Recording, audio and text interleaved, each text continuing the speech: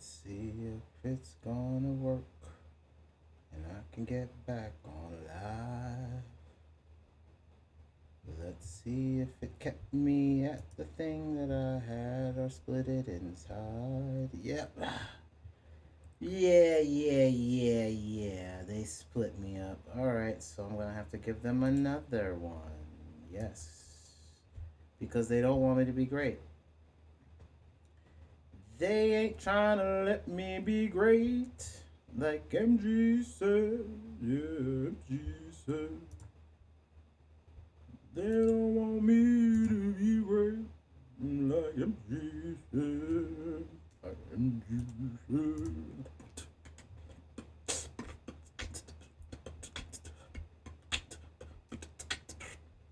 Give me a second.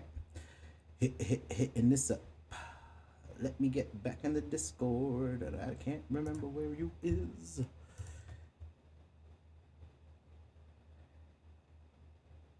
Yeah. Computer crash.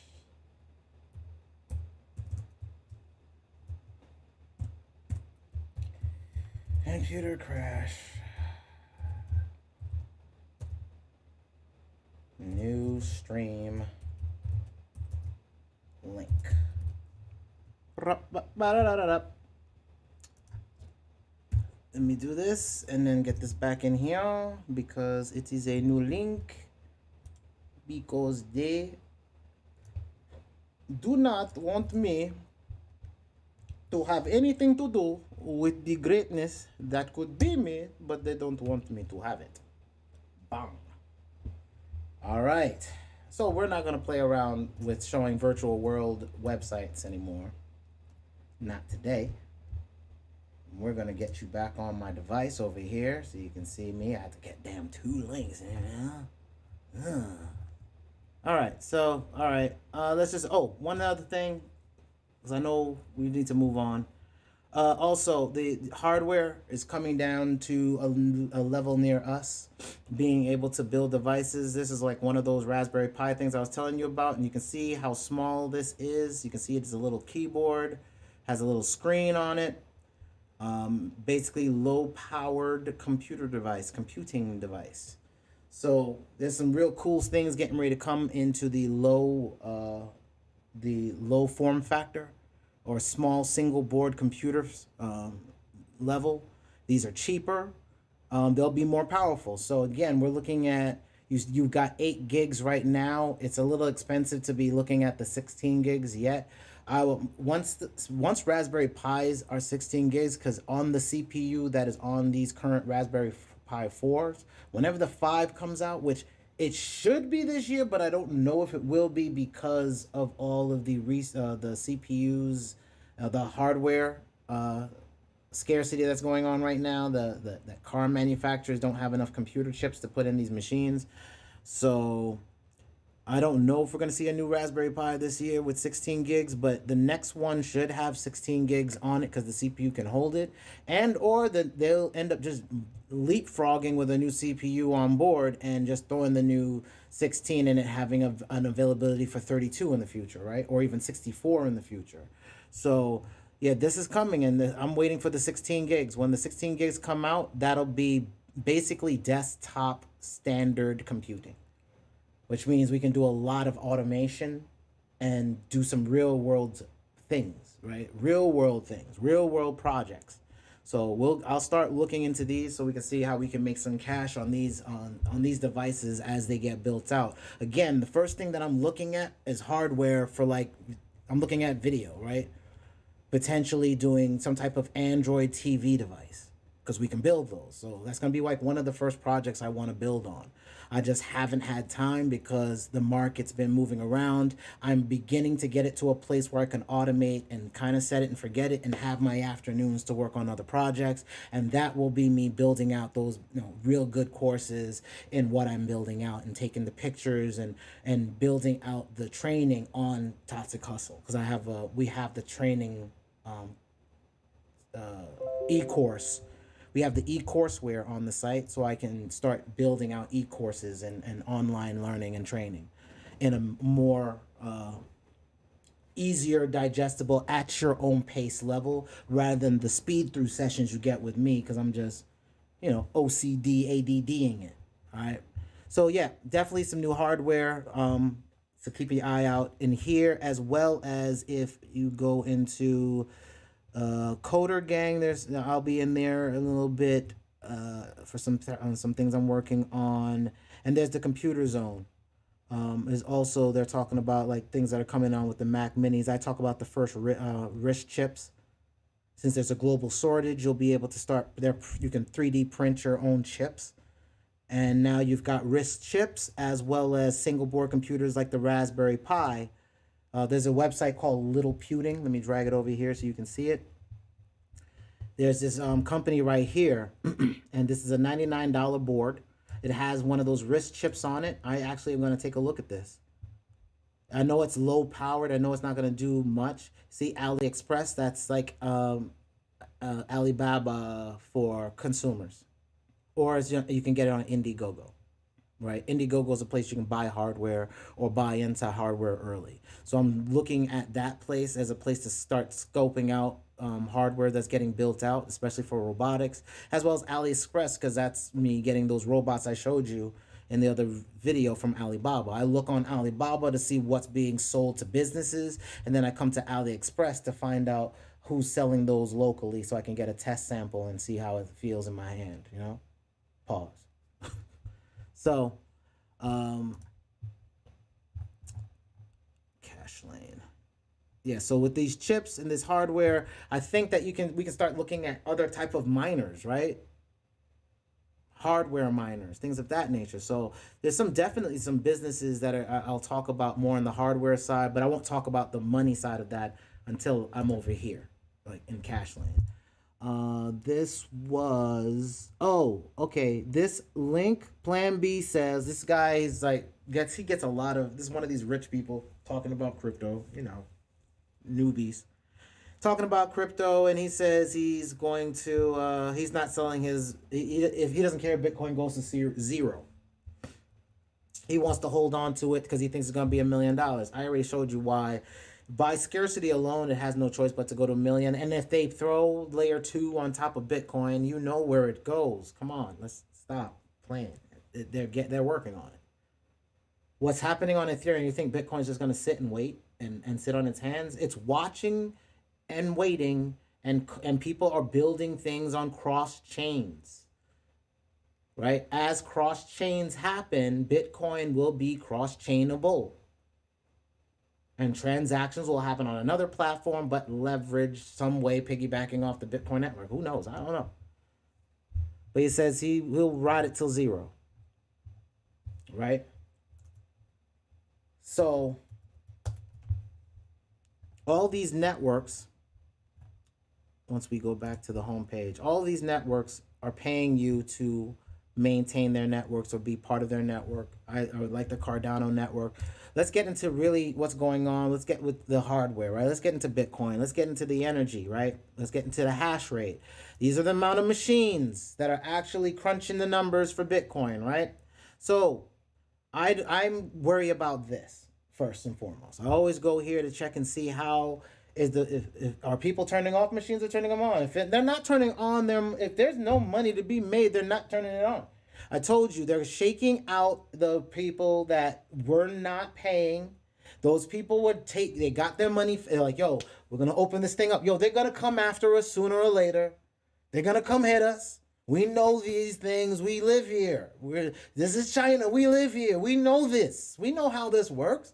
And they know we know how this works. And they know the only way we can invest is to be able to get into these markets for the government. The government knows we have these contracts. And what they do is just shake the market up. We know how this plays. We've lived this. Our grandfathers lived this. Our grandfathers lived this. This ain't new for us. We got this. We go into the towns. We handle up. We get the contracts in place. We get things going. Government says, hey, you make enough now. Give it to us. All right, let's go. We got it. Let's get it. That's it. Straight hustle. Straight G. It's just simple G. Hey, homie. I gave you my blocks. It looks like you make a little bit more on some other blocks near my blocks, huh? Oh man, look, my apologies, bro. I was just trying to test the markets, man. I didn't know if it was going to be successful. And I didn't want to ask you and you say, well, I ain't going to give you no more money to do it. So I went ahead and did it for you, homie. Yo, here's some bread. I was trying to surprise you when I had better money. Right? We've seen it in the flicks. We just never take our street shit and think street stuff and think about it in business. Again, Pirates of Silicon Valley, that damn movie I left in the Discord. I need to get a mod to yo, Danya, I know you watched this. Get the pin in cash flow, man.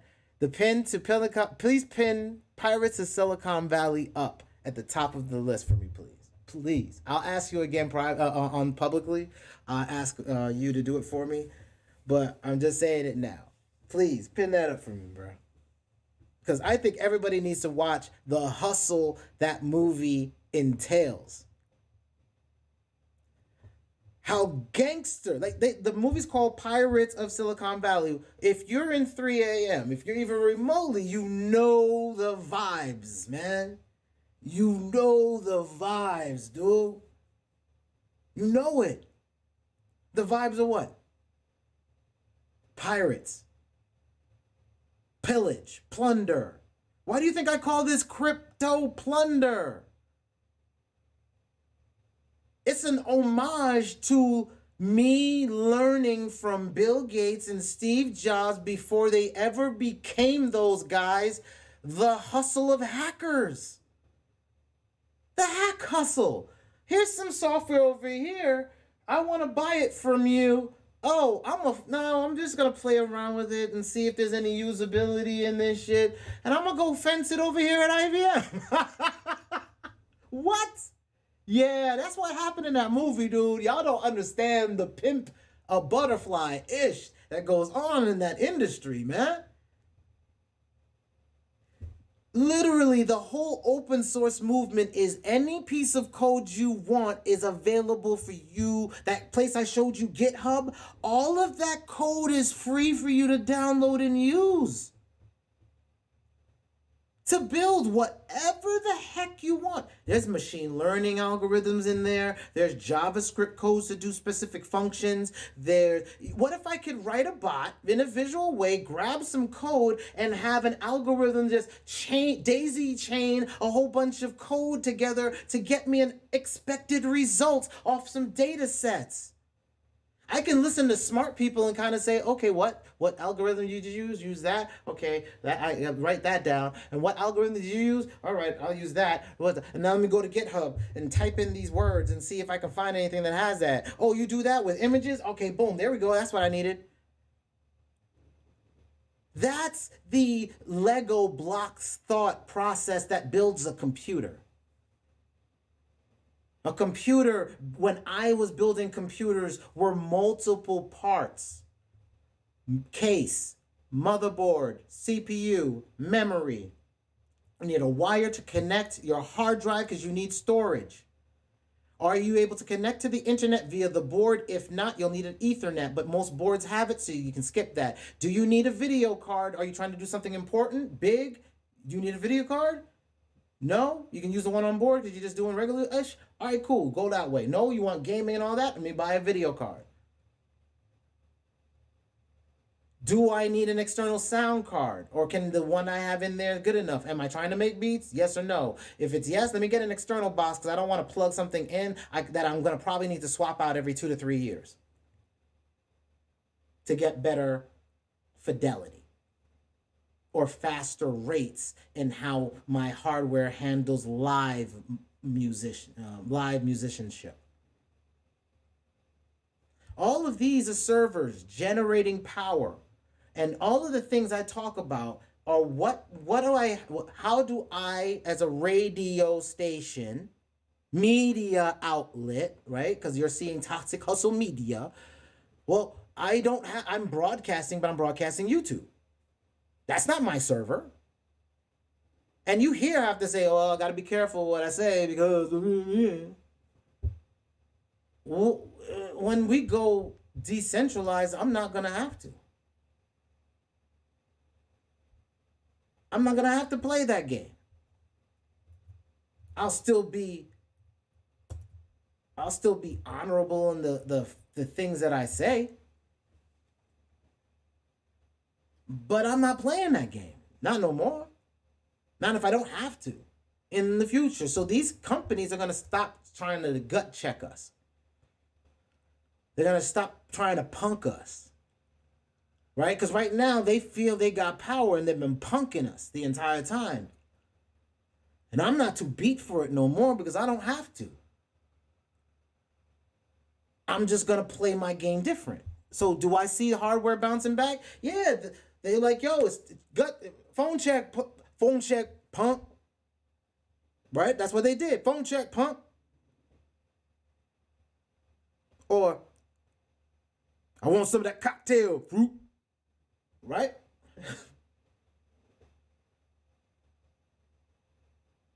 That's the game that we play in society, period, right? Even if you're in the industry, some regulator comes and checks you.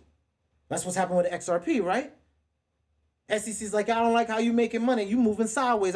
We have to represent for the Fed, right?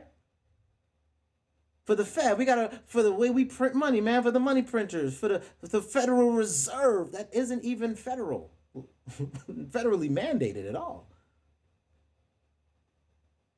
It's just aligned to one bank. We know this.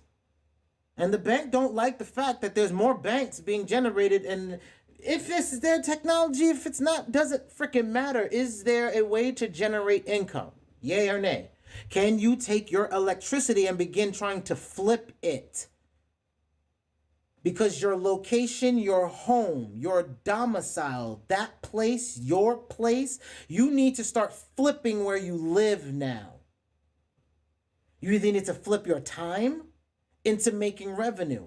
And if you live in a place, what is your yearly income that you need to make? How much you need to make monthly to survive? How much bills you got? Do you have an application on your phone that's watching all of the transactions you're making so you know how much you're spending and you can either start snitzeling on that and reining in your expenditures so that you can be able to invest? Or if you're not making enough, are you spending your time properly? You got 24 hours, you sleep maybe 4 or 5? What are you doing the rest of your time? You too busy pimping butterflies? Stroking your own ego? I was. What are you doing with your time? You've got the same time as everybody else out here. I choose to do this. I'm going to still work. I'm going to still get my stuff done. I've got until 1 o'clock. 1 o'clock on, I do my other projects. From whenever I start in the morning until whenever I'm done, looking at the research and being able to share information with y'all. This is a blessing for me. Right? So when I'm looking at crypto, I'm looking at, energy going back up? Yeah, energy's going back up. People are hashing again. Shakeout happened? Great. Let's move on. Energy consumption, right? Let's go over here. Yep. As of the 26th, yesterday, it's still going up. 122. The 19th, 120. So yeah, it's going up and it's still increasing. The energy consumption is still going up. We're still chugging along. Period. Point blank. Doesn't even matter. Fear index yesterday was 22. So you should be buying every time you see this. You should be selling when it's over here. Buy, sell. Buy, sell. Buy. I'm gonna stop my allocation right around here. I'm gonna be looking for, I'm looking right now to just grab great deals right now. As this lever comes up right here, I'm gonna be real selective. Real selective, because when it gets to here, that's when I want to start cashing in this green. I buy when it's down here in the red, buy, like the robots, right? Like I show you with the robots. That all of my buy triggers, the green down here is where I'm buying. The red up here is where the robot is selling. The red over here is where I'm buying in my portfolio. The green up here is where I'm selling in my portfolio.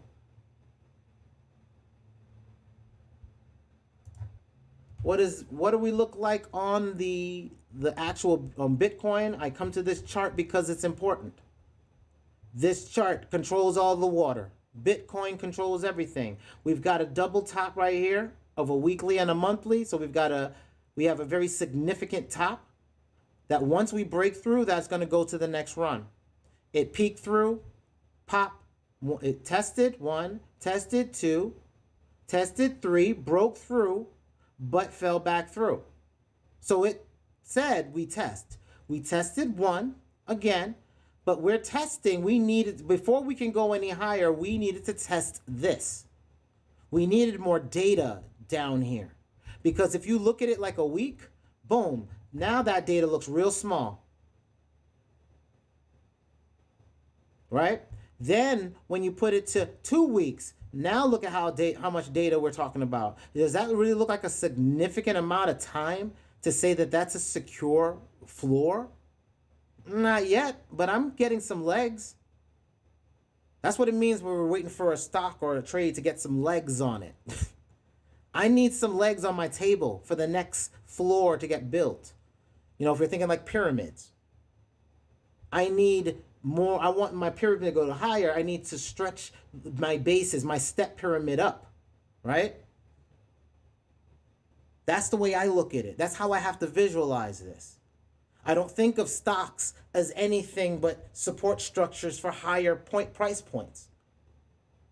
And do I have the supporting information scarcity? Is it going to be a scarce item? Yes. It is going to be a scarce item.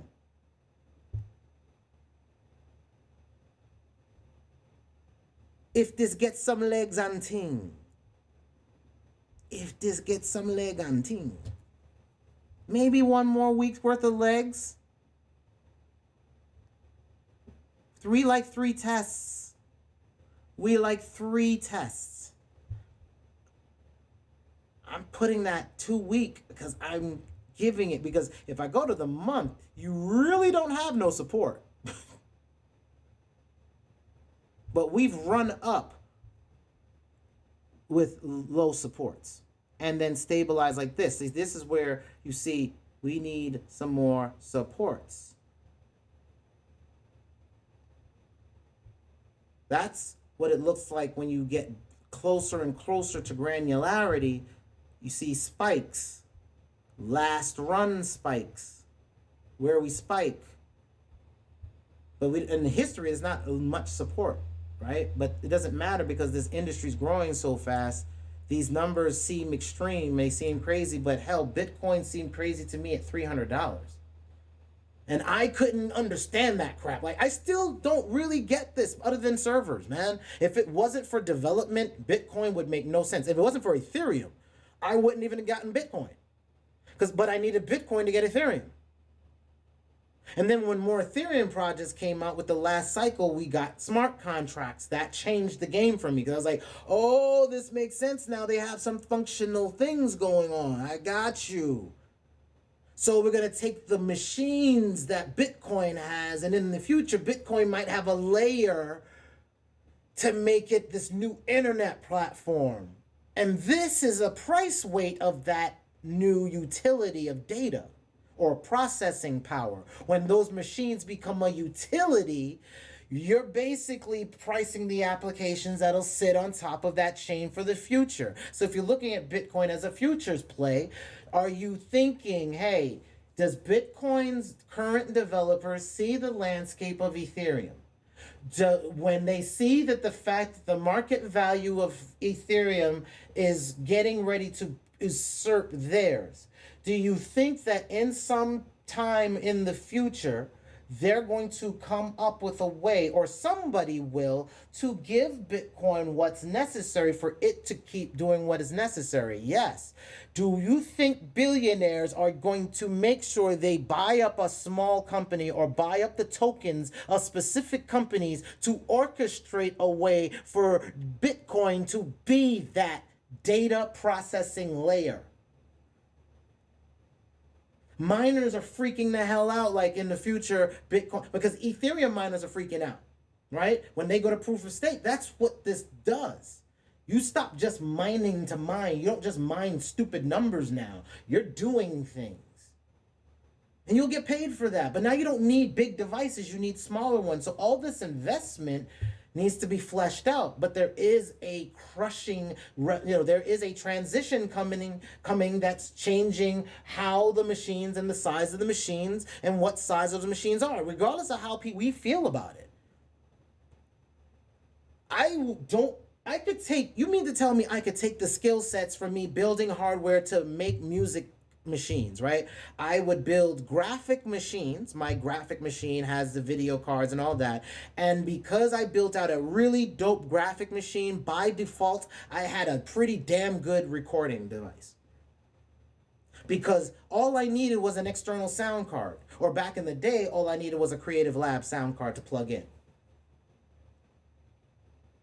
And a SCSI port to hook my MPC to, and then and to hook my drives into, and now I could make my MP3s and render the sound in my computer through my creative card, triggering it through my thing to trigger my MIDI to play and record it into my, at the time, because Pro Tools was on a Mac and I wasn't on a Mac, I was on a PC, so because I could build it.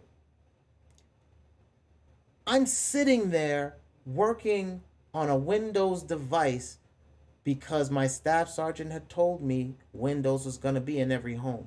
And I realized that my dad had Cakewalk and he had a Mac at the time. That was years before I even thought about building a computer. And then I remembered, hey, let me see if Cakewalk is on Windows. Oh, it was. Oh, let me see if I can, get it through the means that I was getting things when I was a hacker in the waters that be, and I did. And then when FL's Fruity Loops became FL Studio, and FL Studio had audio recording, my first album, which is not online, as far as I didn't upload it to Spotify, because it's an album about my daughter that I lost when, back in 2000 and,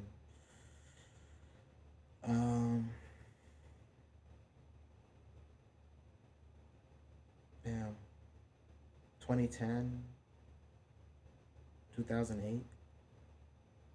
I have to look at the album release because I kind of blanked that year out of my life. Because it was the most painful. No parent should ever outlive their kid. Period. Even the promise of your child. No parent should ever outlive their kid. And through that struggle, I remembered everything I saw in my father in music, and remembered, I could build my machines and I was making money online. And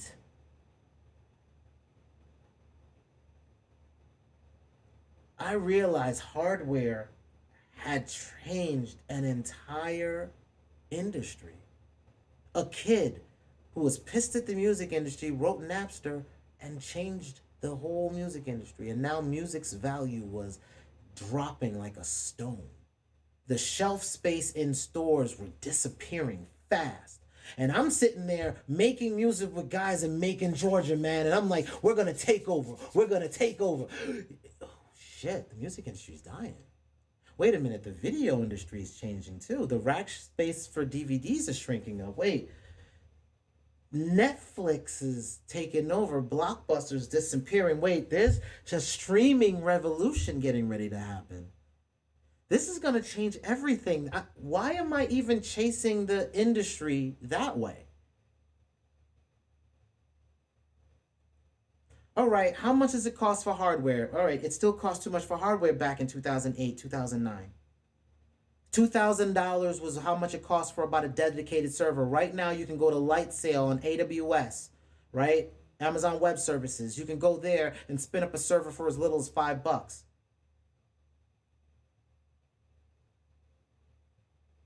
That's the change, right? But then I'm building servers now, so I'm like, okay, it's $100 a pop for every server. And then I start seeing Ethereum, and I'm like, yo, there might be something here. I mean, I see companies now handling storage, right? I want storage cheap in the future. I need it to be cheap. I need to store data. Data is oil, not personal data. What's going on with Bitcoin? How many people are following a particular coin? How much buzz is it getting? Is news spiking on it? Is it? Can we automatically get information that allows us as traders to have an insight of something popping before everybody else does? We can do our due diligence, give it a grade, leave it within our systems, and potentially, because we're all working together, license it to other people and that can just see the data and pay subscriptions, and we all get it in crypto.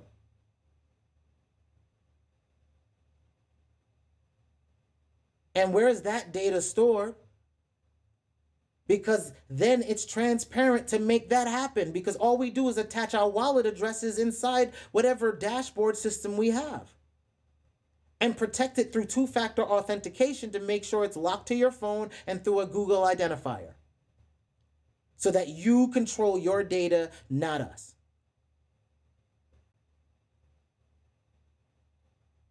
Isn't that how blockchain works? So could we build SoundClouds for ourselves and treat them like radio stations? Playing our own music and streaming. Could we not launch a channel on YouTube and stream 24 hours, rebroadcasting it? Through a hardware device that we have on a landline someplace and have multiple rebroadcasters. Generating plays in-world into virtual gardens that have lo-fi garden. But we control the narrative of the music and the content we create. All I'm saying is, I don't want you to keep asking for something that's clearly in your hands. You are your own newspaper and have been. Get a website, put out your news. I approved you can have a news channel right inside Discord within somebody else's walled garden. Hold on. Where's my Discord? Hold on, because I haven't opened that. Give me a second. You know, I believe we always give flowers. Always give flowers. MG, Musical Geniuses, link in the description. This is not my room. I'm not a moderator. I'm somebody that just cares about our culture, cares about what I'm doing, and believes that maybe it'll help one or two of you. And that seems to be the case, and I'm happy to do it. I'm doing it for me anyway. Now at least I get to scale it. And we can all do it together at the same damn time. This is broadcasting. I'm a media station. Is this not television? Or if you're just streaming this in your office or streaming it somewhere, is it not then the news? Are you not getting information? Are you not getting informed? Can you not make business decisions? Is this not like a CNBC? I don't have to be the only one. What's your truth? What do you see? How do we pivot?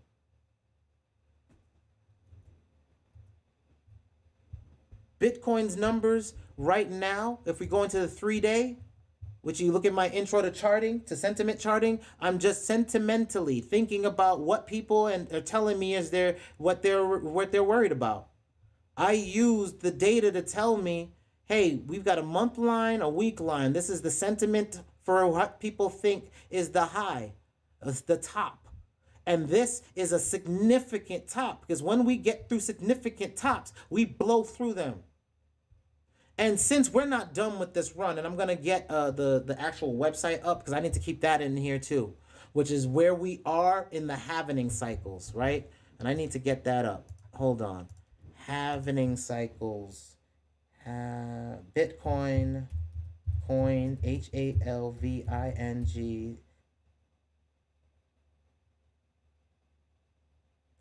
Calendar? Chart? I'm going to say chart. Yeah, we're going to say chart. Let's see. Okay.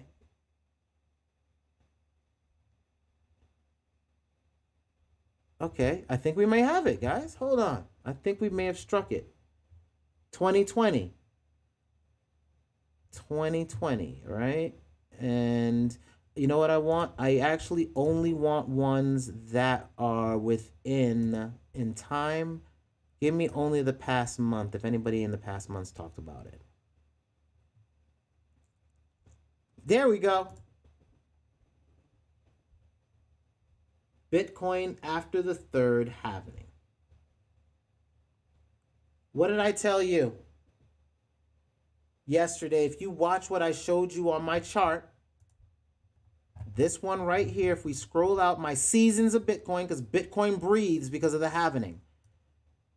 Whoever coded it made it so. Made it so it would do that. It breathes. I said that because of how it breathes, it typically does about a 20x after post-halvening. We don't know what time. I just put a date arbitrarily here because I don't know when the cycle is going to end. It could be this year, but I don't want to call that. So I'll just put it out further, but it might be this year. We might run this cycle like we did the last cycle and it died by November because it breathes that way. The purple is November. I know that by heart because that's where crashes happen. Look here, you can see. That's where dramas. Like you get spikes and surges, and right around the November time, things fall off a cliff. You just can't see it here because I gotta go lower. Hold on. Falls off a cliff here. November shoots up, but in December falls off a cliff. November, December falls off a cliff. November, December falls off a cliff. This is consistent pattern, right? Why? I say there's a breathing of Bitcoin because Bitcoin has been really connected to a USD wallet for multiple years on Coinbase. This is why I use Coinbase here as my point of a BTC USD. I use USD because that's right to cashing into fiat. And the cycle of cashing into fiat, why do I want to go into fiat? I want the money out. I might be doing something with it in November. What happens in November? I have sales on electronics in November. Black Friday sales. I might be able to get what? GPUs. What am I going to use to do that? I just had a run of currency right here. I'm going to cash out and use that money to buy more hardware, to ride out this long ass play. That's what miners do. Miners love the spike. That's where they get their money for reinvestment to get through crypto winter. Same thing's happening now. We zoom out. We spiked. Let me scroll down so we can get more data visibility. We spiked. We go here. Now what this chart is saying is we're probably only in this cycle. We still need to, we did a dip. We need to follow the next cycle and do the next run and break through the next resistance part. The next resistance was 60. Once we get to 60, our real resistance is the 100,000 mark. We're still trying to get over the fact we got over 50,000. That's what this is. We're still trying to like, whoa, it was 3,000 last year. Whoa. Are we doing this? Is this real? That's all this market is saying right now. It was, whoa, this is 2019. 2019, I am down here in the $5,000 zone, guys. And then we went 2019, whoa, we're all the way up here in 11,000. Then we're like, okay, yeah. It's boring, run up. Whoa. We're at 60. Slow, homie. Whoa. Are we serious? We got over 50? We really getting ready to do this 100,000 thing, right? Okay. Let's get some legs, please. Come on, slow down. Let's stay over 60 a little bit. That's what traders are, because fear is fear, and you've still got traders programming their numbers in. What this is you having a little bit of a spy. I taught you how to spy on the market. Use my sentiment charting video, and this gives you a little bit of a way to spy on the market. Why don't I do it with every other coin? It doesn't matter. BTC is the number one coin. Whoever becomes number one, I'll start looking at the breathing of that. And Ethereum's getting ready to start breathing, and I'll start looking at its breath. It already breathes. It has its own charts. But it's also controlled by this one. Because this BTC is trading all pairs. And so as such, when people want to cash out, they're going to get out of their pair, either go into a stable coin, or I'm now going to sell out all the altcoins I have, right? All of these other coins, I'm going to make so much money when we have an altcoin run, and I'm doing all these percentages here. And then when these start tapering off, I'm going to cash out, get all my money. I'm going to flood it back into Bitcoin when Bitcoin dips. So now I'm going to take my profits out of these. When Bitcoin gets boring, buy into alts. When alts get boring, buy back into Bitcoin. When Bitcoin finishes its spike, like when we did here in 2017, 2018, then I'm going to go into fiat or stablecoin. I'll go into a stablecoin now. I won't go right to USD anymore. I'll go to USDC or USDT, because you should not be triggering a taxable. All events are taxable, but you're not going to fiat so you receive no real income. But it's still a taxable event, but it's a logging of your transaction more than anything else. And we still got to work that out, because they're taxing us and they don't even understand what the hell they're dealing with. How do you tax software? They're still trying to treat this like gold. Since when is gold programmable? Right? So after the halving, we get a year and change after the halving, we typically get a breakout. And when that breakout, by the next January, whatever, we should have a tapering off, and that should be the end of the run. The breathing of Bitcoin is January, you're going to have people get out of Bitcoin, because if you are an investor, you cash out at the beginning of a year and go ahead and get your tax hit then. Get your taxable event done then by buying or getting your fiat out of your Bitcoin.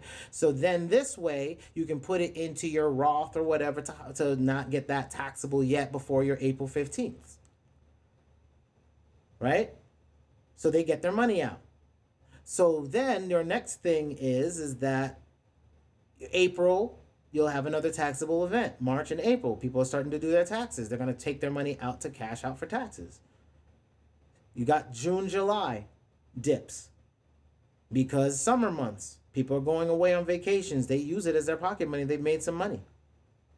They'll put it to their MasterCards, or they'll put it into their PayPal debit cards, and they're out. Especially if they got their business cards and they can write it off as a business trip. After you got a September dip, which is going back to school. Who was doing all the mining? who needs to buy 2 computers because they used to use their one laptop for themselves and another laptop in their room to mine Bitcoin back in the day. So you had people cashing out of their Bitcoin in September to be able to buy the laptops to be in their room to mine Bitcoin, or the computers that they had in their room running to mine Bitcoin. That was the way it ran. So September, you'd see a dip. November, you're going to see a dip. Black Friday deals. Again, hardware, video cards. Also, when gaming happens, is right around that season. So, you know, what? People in crypto ain't gamers? Christmas is December, so November, December dips. And then back to January. It's a cycle. It breathes. And then people take those dips as fear all the damn time because they're new. Getting into the market, haven't seen it done like a $10,000 or a $5,000 run. And they FOMO, fear of missing out, FOMO in, FOMO out. You got those all the time. I did it. So I'm not going to get back into crypto. You see what I'm doing now. Especially after 2017's run. Where I learned to earn crypto. And I started telling everybody, earn your crypto, however you need to do it. Get your royalties and flip them into crypto. Especially if you get paid by PayPal, you can deposit from PayPal straight to your Coinbase account. Done. Then flip it into an interest-bearing account if you don't even feel like trading, or use my bot trading series and get a Bitsgap bot and let it trade for you. Because as I showed you in that series, and let me pull that window up, give me a second. That's this one here. This is the Bitsgap robot that we did in that series. It's still running, and you see, we started with $1,000. We started with $1,000. And I have unrealized gains that I need to flip into another bot, which I'll look at and see if we can. These are the things that you're able to do with your revenue. That's why I'm trying to get y'all to make your money. Right? I told you it's $120 to run a machine.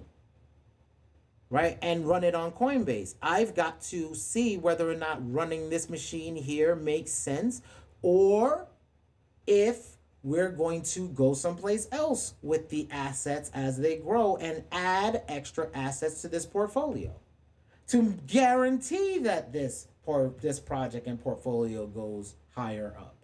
We may add funds to get higher percentages, but it will be from this portfolio, and I'll do it transparently. Nothing, no back end. I mean, you can't see certain screens because I'll be doing I'll work live. But you'll see the transfers happening, right? So we'll end up taking some profits from here, migrating it to another system, like Kucoin, and maybe getting a 20% or, a 40% or 50% trading asset running. That won't be this month. We're going to just run it for the month, and I'm going to pay the $100-something on it. But now you see it's doing $32. And we also have a green cycle coming. So we're going to see how we trade, how we do, but I want better percentages in this. I'm so used to it with Kucoin, it's hard. Link in the description, sign up for Kucoin. You can put your robots over there without me. You ain't got to do what I'm doing. I'm locking myself to certain rules. Kind of like Might Guy on Naruto, right? I put myself through certain rules. One of my rules is for this bot, since I started this bot with a class, this bot should stay with the class. If I add to the class and expand into an advanced training, I will expand into an advanced training, and this bot will receive that benefit. It will receive the update to the courseware, and that might be a private course for how we strike up these percentages in these other markets. Or you do it on your own, shit. You did it once. If you follow this, you just do it for the other APIs. Just look for your best percentage on your sides over here. And sometimes you can't see it. make sure you say like whatever the ticker is. Like if I'm on, let's say I go to Kucoin, right? Oh, I don't have that on here. Let me go to my other bot because it's there, right? So this is my other. Are these both the same bot? Or did I close my other bot? Ah, I closed my other bot. That's why it keeps opening that window. Give me a second. Let me open that bot back up.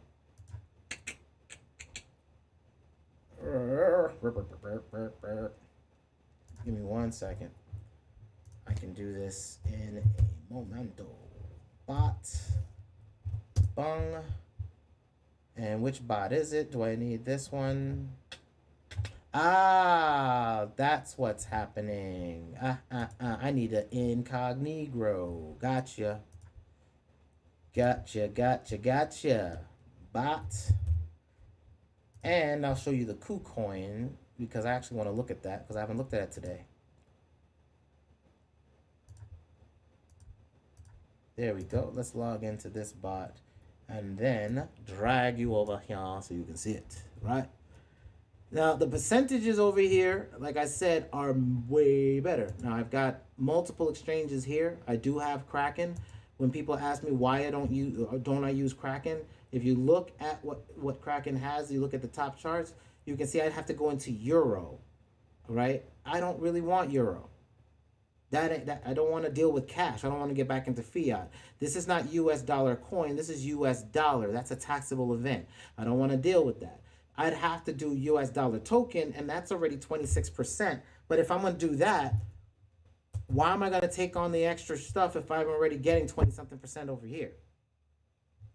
I'll just keep my money here then and just focus on making this better because I could either, especially if you use this as a fund and you decide, all right, I'm going to take my royalties from my streaming and I'm going to flip it into my portfolio. It's easier for you to come from PayPal into Coinbase, put it into your portfolio like I showed you in that training system, and then be able to have it keep growing for you and become assets that you just quickly trade into. So let's say you make 100 in one of your on one of your albums, right? You start making $100 a month in royalties. Like I make about $60-something a month in royalties. I take the $60 and I pump it in here. Put it on a bot and trade it out. It's in my other portfolio. Or I put it into this portfolio over here because I'm getting better like I said, the Kucoin link is in the description below. You can go on to Kucoin, hook up your API like I showed you how to do with the Coinbase one. You don't have separate portfolios here, so you won't have that type of thing. I wish they did, so you could separate it. But if you want separate portfolios, unfortunately, you would have to have multiple Kucoin accounts, and I don't think you're allowed to do that. You would have to ask them through support whether or not you're allowed to do that or not. I don't know.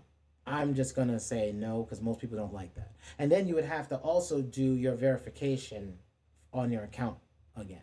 Or I think you can split out accounts. You might be able to create sub accounts. I'll look into that because then if you created a sub account with a sub email address, then potentially you could have multiple accounts trading multiple assets and they would have separate APIs and separate funds for separate wallets. So you could potentially do it that way. Right? So I'm just giving you some ideas, but like I said with Kucoin, I can come over here and look at my percentages. Like this is live, right? And it's 2% that's going on. Let me find a US dollar, right? USDT. So that's $134. It's May 22. This has been running. You see 375. You see that this has been running for, can I get to the bottom? Yeah, this is the bottom. 7 days on this. So basically about 4 days. Vet, thanks Tribe. Again, the Tribe kind of brought that on my radar in the Discord room, link in the description, Musical Geniuses. The Tribe had brought Vet to my attention. I jumped on Vet and started making money, not on holding the coin in Hopium. I started trading it out. If I wanted to buy more Vet, even though I'm actually getting more Vet, I'm actually trading Vet and getting a little bit of it, but notice what I'm really getting. I'm getting Kucoin. I actually want to hold more of this because as more as I hold of this coin, I get interest on that as well for holding it. So the more I hold of this, the more interest I get in this. And right now, I believe I'm going to go on my phone and just tell it to you live. Give me one moment. The 7-day average yield is 13.37% on Kucoin. I'm about to say something to my wallet right now. You just heard that? That's me adding more Kucoin to my daily, and it compounds. So it's compounding interest. Learn about compounding interest and the power of compounding. That's what banks do. That's what I want to do. Compound the interest I make off of the assets making money. Make money from money. And there's a book I want y'all to read. Now I want to always make sure I give you a little bit of knowledge, books that are that have kind of shaped me. The richest man in double M's. Hold on. The richest in They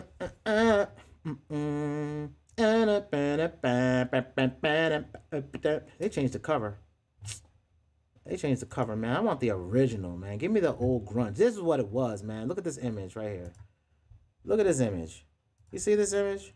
Hold on. There's something popped up on my screen, and my ADD is what it is, but I don't want it bothering me no more. Let me just verify there's nothing else that's going to be popping up on my screen. There isn't. Okay. Boom. This story, it was my book cover looks like this. And this is, I think, one of the original covers as well. The Richest Man in Babylon by George S. Clason. This book, in it, there's a lesson that you learn.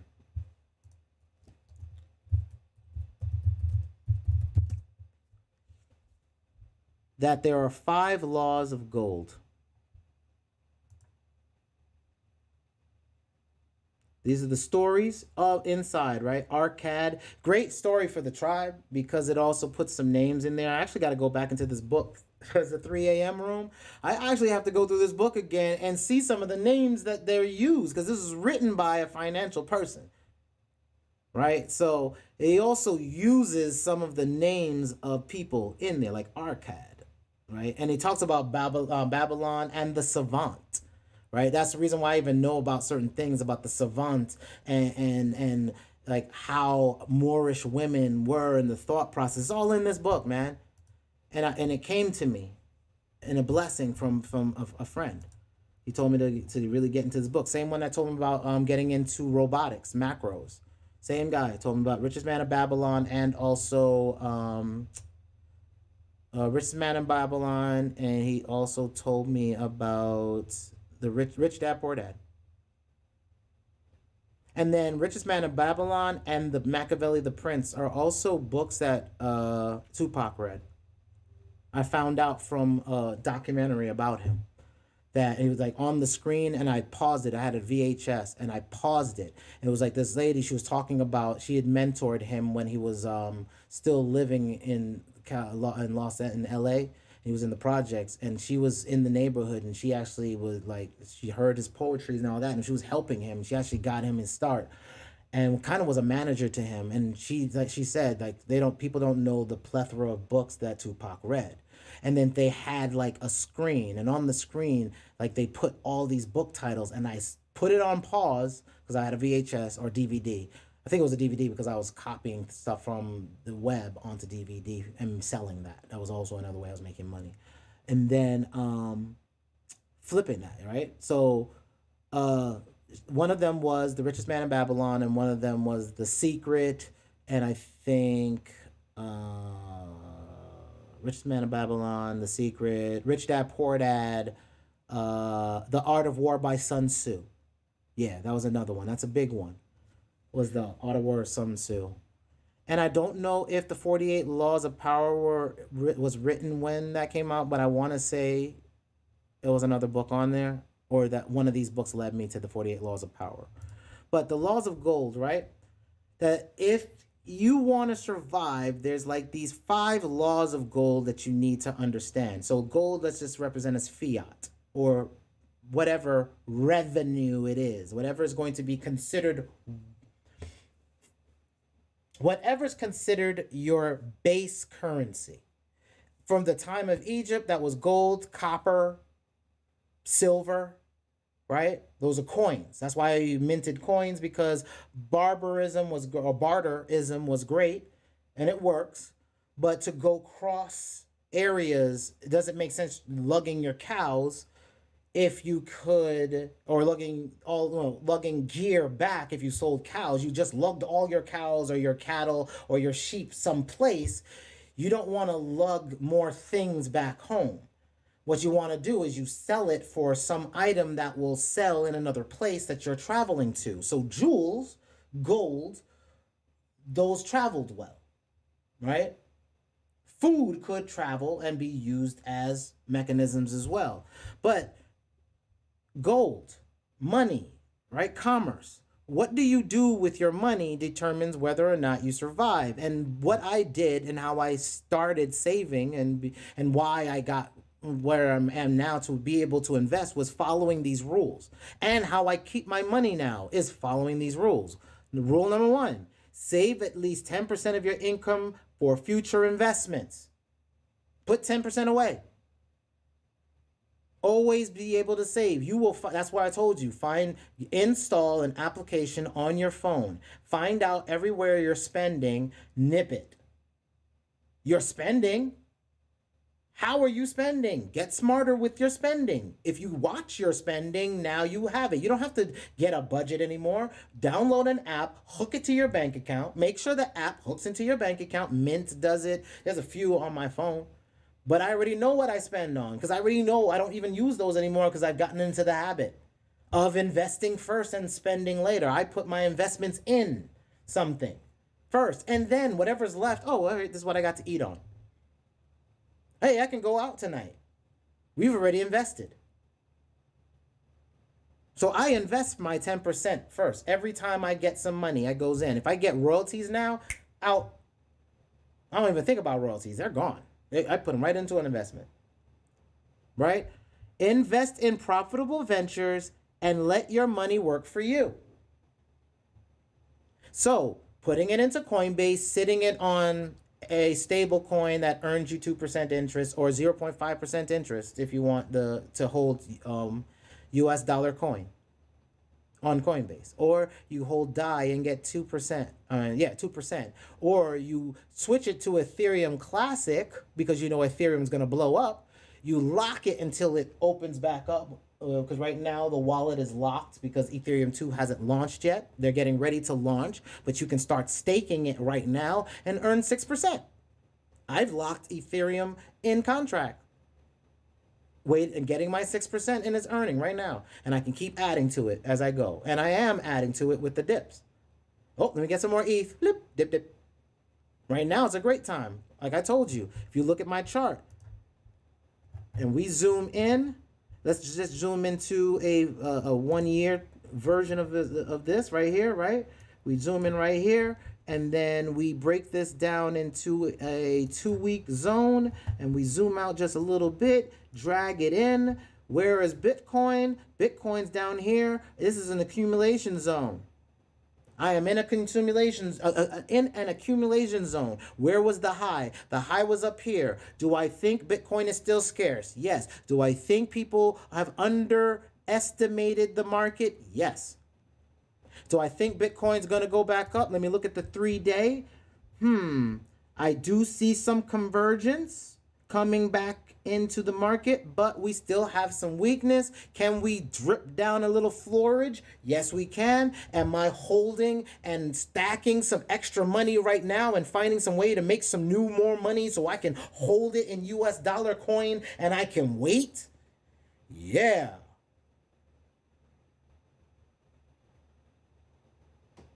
And then can I move that US dollar coin into a bot and trade on something while I wait?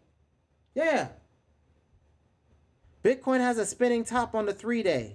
Means we're still fighting. Means we could shoot down to this monthly line, which would put us in the 33,000 zone again. I got to know that. That's why I'm saying it. I got to trade like that. I got to think like that. I got to think that there's a possibility we go back down. Right? And I will start saying that in the chat room. I'm not gonna sit there and say, yeah, man, we're going up. It's going up right now. And I'm like, hold on, I might be able to snipe a lower. I hope everybody doesn't get fearful. I hope they're not more fearful. They were just 22 yesterday. It's 27 now. But if we get some news, that could pop it down. So when we get to the news section, now you know why I go through all this first before I go to my news. Now you can see why I'm going through my chart and I'm looking for weakness and I'm seeing weakness. And the 3-day, let me go to the 1-day. I got some convergence. I do got some convergence. We're still up in the layer and we're kind of going sideways here. We're still under here. I don't know. It's still trimming down. We're getting out of weakness. We're going to get back into positive territory. We've been skimming weakness.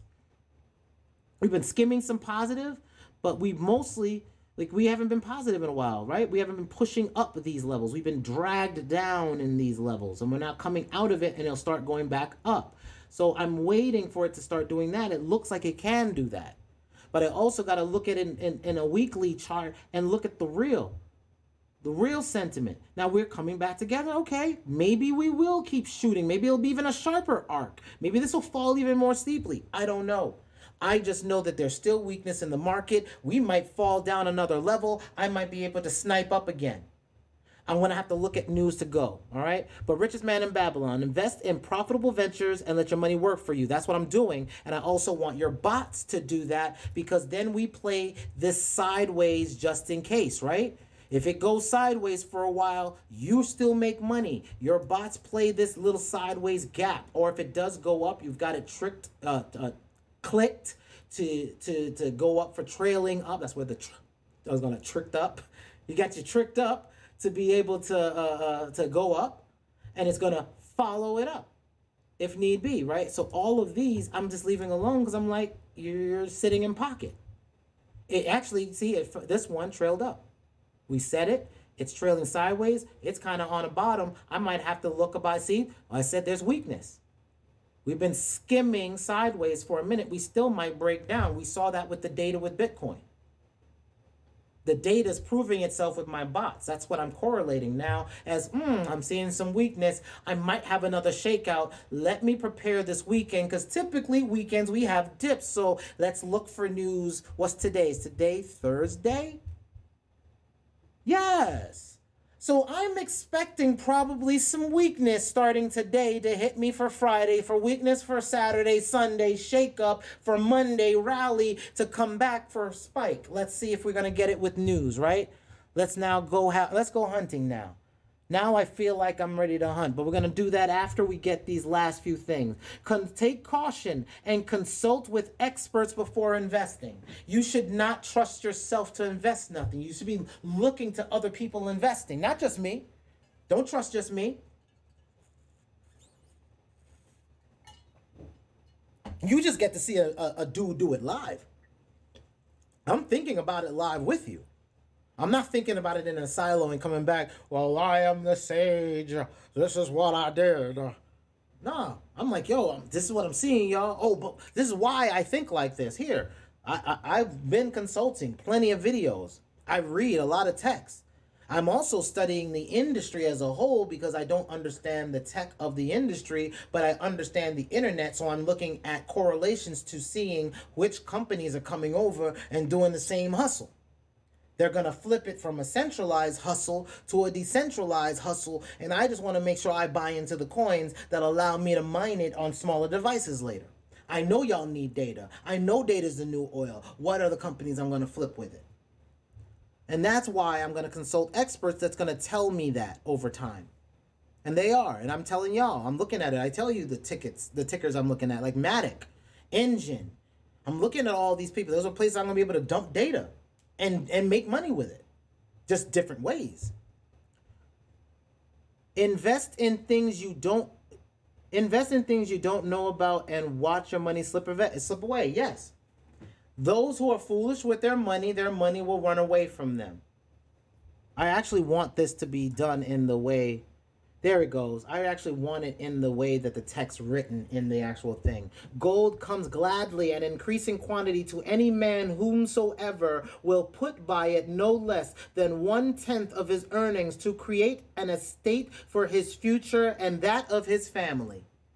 Yeah, reads better than the other one I had. Gold labors diligently and contentedly for the wise owner who finds for it profitable employment. Put your money to work, multiplying even as the flocks of the field. Make your money multiply. Like if you got sheep, you're going to not kill all your sheep and eat it, right? No. You're going to make sure, if you had chickens, you don't eat all your chickens. You make sure some are hatched. You make sure you raise them. You make sure they have food. You have to nurture them. Now you have a surplus. You can sell eggs. You can sell meat. You can grow your wealth. You're growing grain. You have to grow a surplus. You now have more for bread. You can sell that surplus wheat to bread makers, right? That's why they were talking in the old world, a world we understand. And in our tribe, especially if you're 3 a.m., you definitely understand it. Gold clings to the protection of the cautious owner who invested under the advice of men wise in its handling.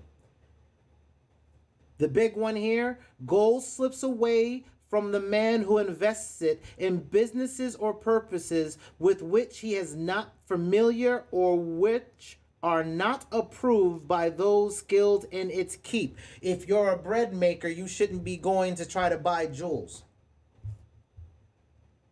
unless you know how to grade jewels and you studied under a jeweler.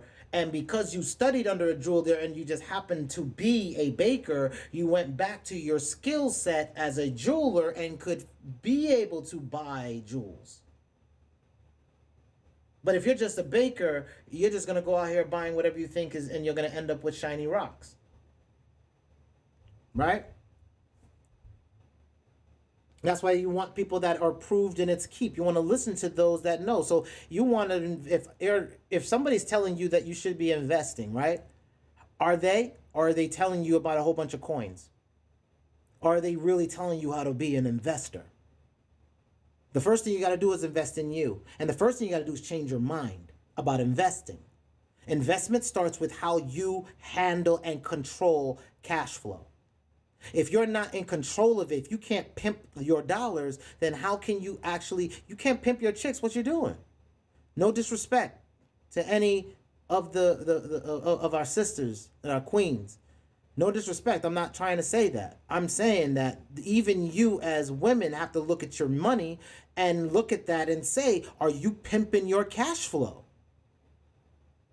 Hard lessons is if you is or if you ain't. Is you is or is you ain't pimping dollars. Dollars or dollars will find somebody new. Right? It will. Money will find somebody else. And what is the last law? Gold flees from the person who would force it into impossible earnings or who follows the alluring advice of tricksters and schemers who trusts it to his own inexperience and romantic desires in its investments. I don't romantic this. Remember I say I don't do hopium? There's your romantic desire. I write these on my heart. I wrote how to handle money on my heart. Because if I didn't write it on my heart, how would I know I'm actually in control of assets? Or am I just a consumer, not a producer? I need to produce money. Can I seed money and generate new income?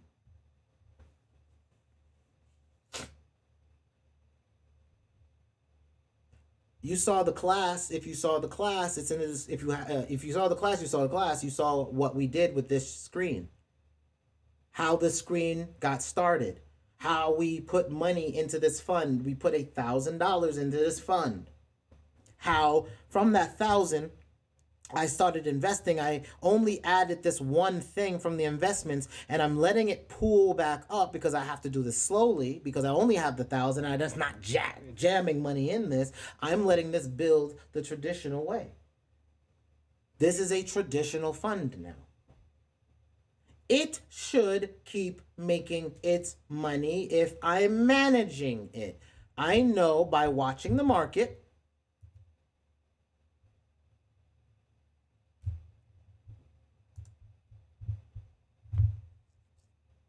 And I look at the 3-day numbers, I'm already in negative territory. I'm already in negative territory.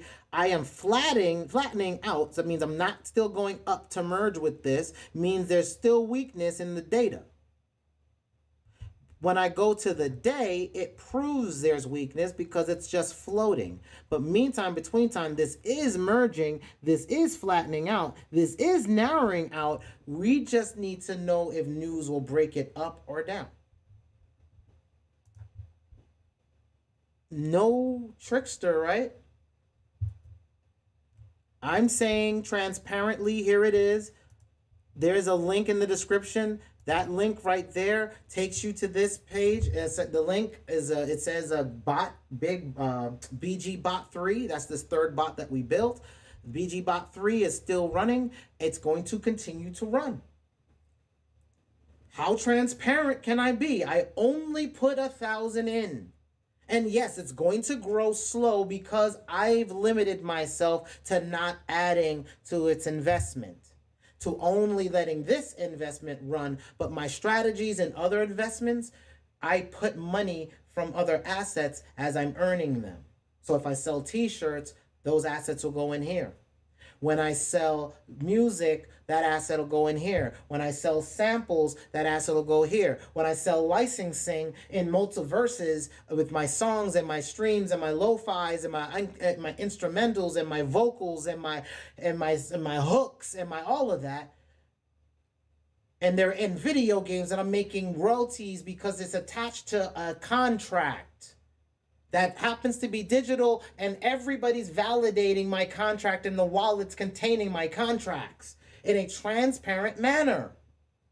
Why do I need a lawyer? Even, I want to show you in the news, I've seen it, I saw sparks of it, and I'll look in my business section to prove it, is I believe they're AIing out robots now for lawyers, so now you're not even going to need a freaking lawyer because it's all systematic, man. Do you remember, I don't know how young y'all are, but at one point in time, there used to be a time where there was telephones everywhere.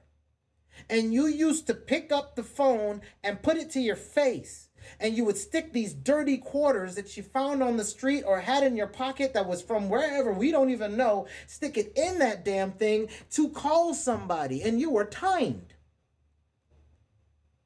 In my life, that disappeared. The people used to collect those quarters disappeared.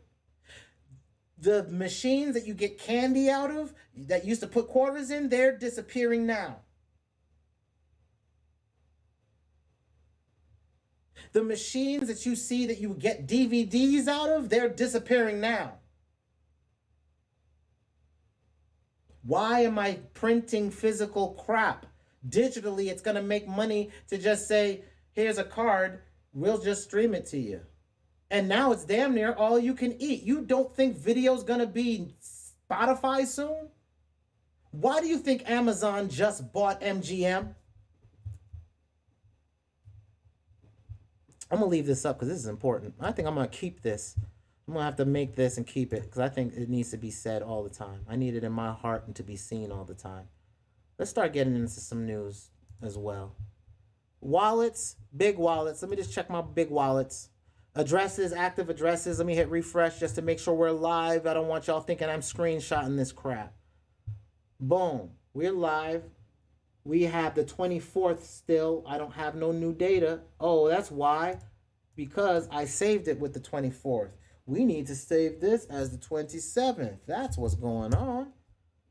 Hold on. Come here. There we go. Give me the 27th. That's what I did wrong. There we go. Unfavored it and refavor that. Thank you. Didn't I say I want 27th? Here, since you, oh, 20, oh, it has to be 26. Oh, yeah, I have to be 1 day behind. Gotcha. So it's now it's the 26. Gotcha. All right. Gotcha. Because I got to change it up here. Gotcha. All right. So boom, there we go. So what do we got? We've got active addresses seem to be tapering off a bit. All right, no problem. We got fear. We knew that. Let's start with our 10Ks. Ho! Thunder. Thunder. All right, let's go with our 1,000 addresses. All right, we got people still cashing down. All right, I'm not tripping on y'all. You want the market to go down.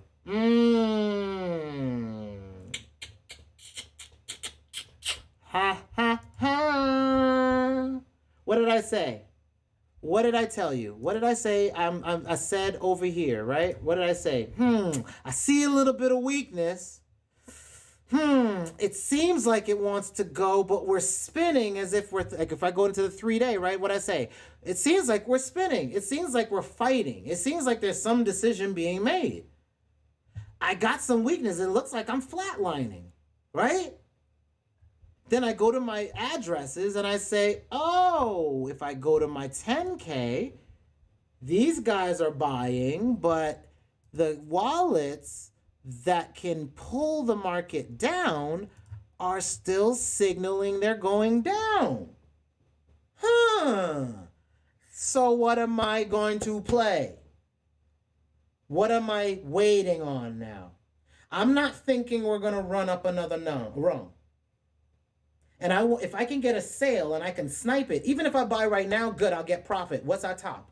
What's our top? What's our top? Hold on. What's our top? What's our line? Our line to break through is 59,000. There's a significant line. We need to break 60. We are not sure we want to get out of 50 yet. So the significance is 50 breaking into the 60. We need to get up here. We don't even know if they want this. I see it now. They want this bottom purple. Right? We already know they either want this one or they want this one. They go to this one, they flush out this bottom. If they go to this one, they want to shore up this one. But I see a signal that they're going out to push the market down. I can't, that's what it's doing, right? The addresses went down. We had 1637, 1695, 1663, 1637. Price is going, they're cashing out. They want the market down further. Okay. Because where are we unless they consolidated and became this, how many addresses came? That's just one address. So either this was one person trying to be a 10,000-aire, trying to get the 10,000, not 10,000-aire, but the 10,000 Bitcoin. So either this got consolidated to be this so that he could signal.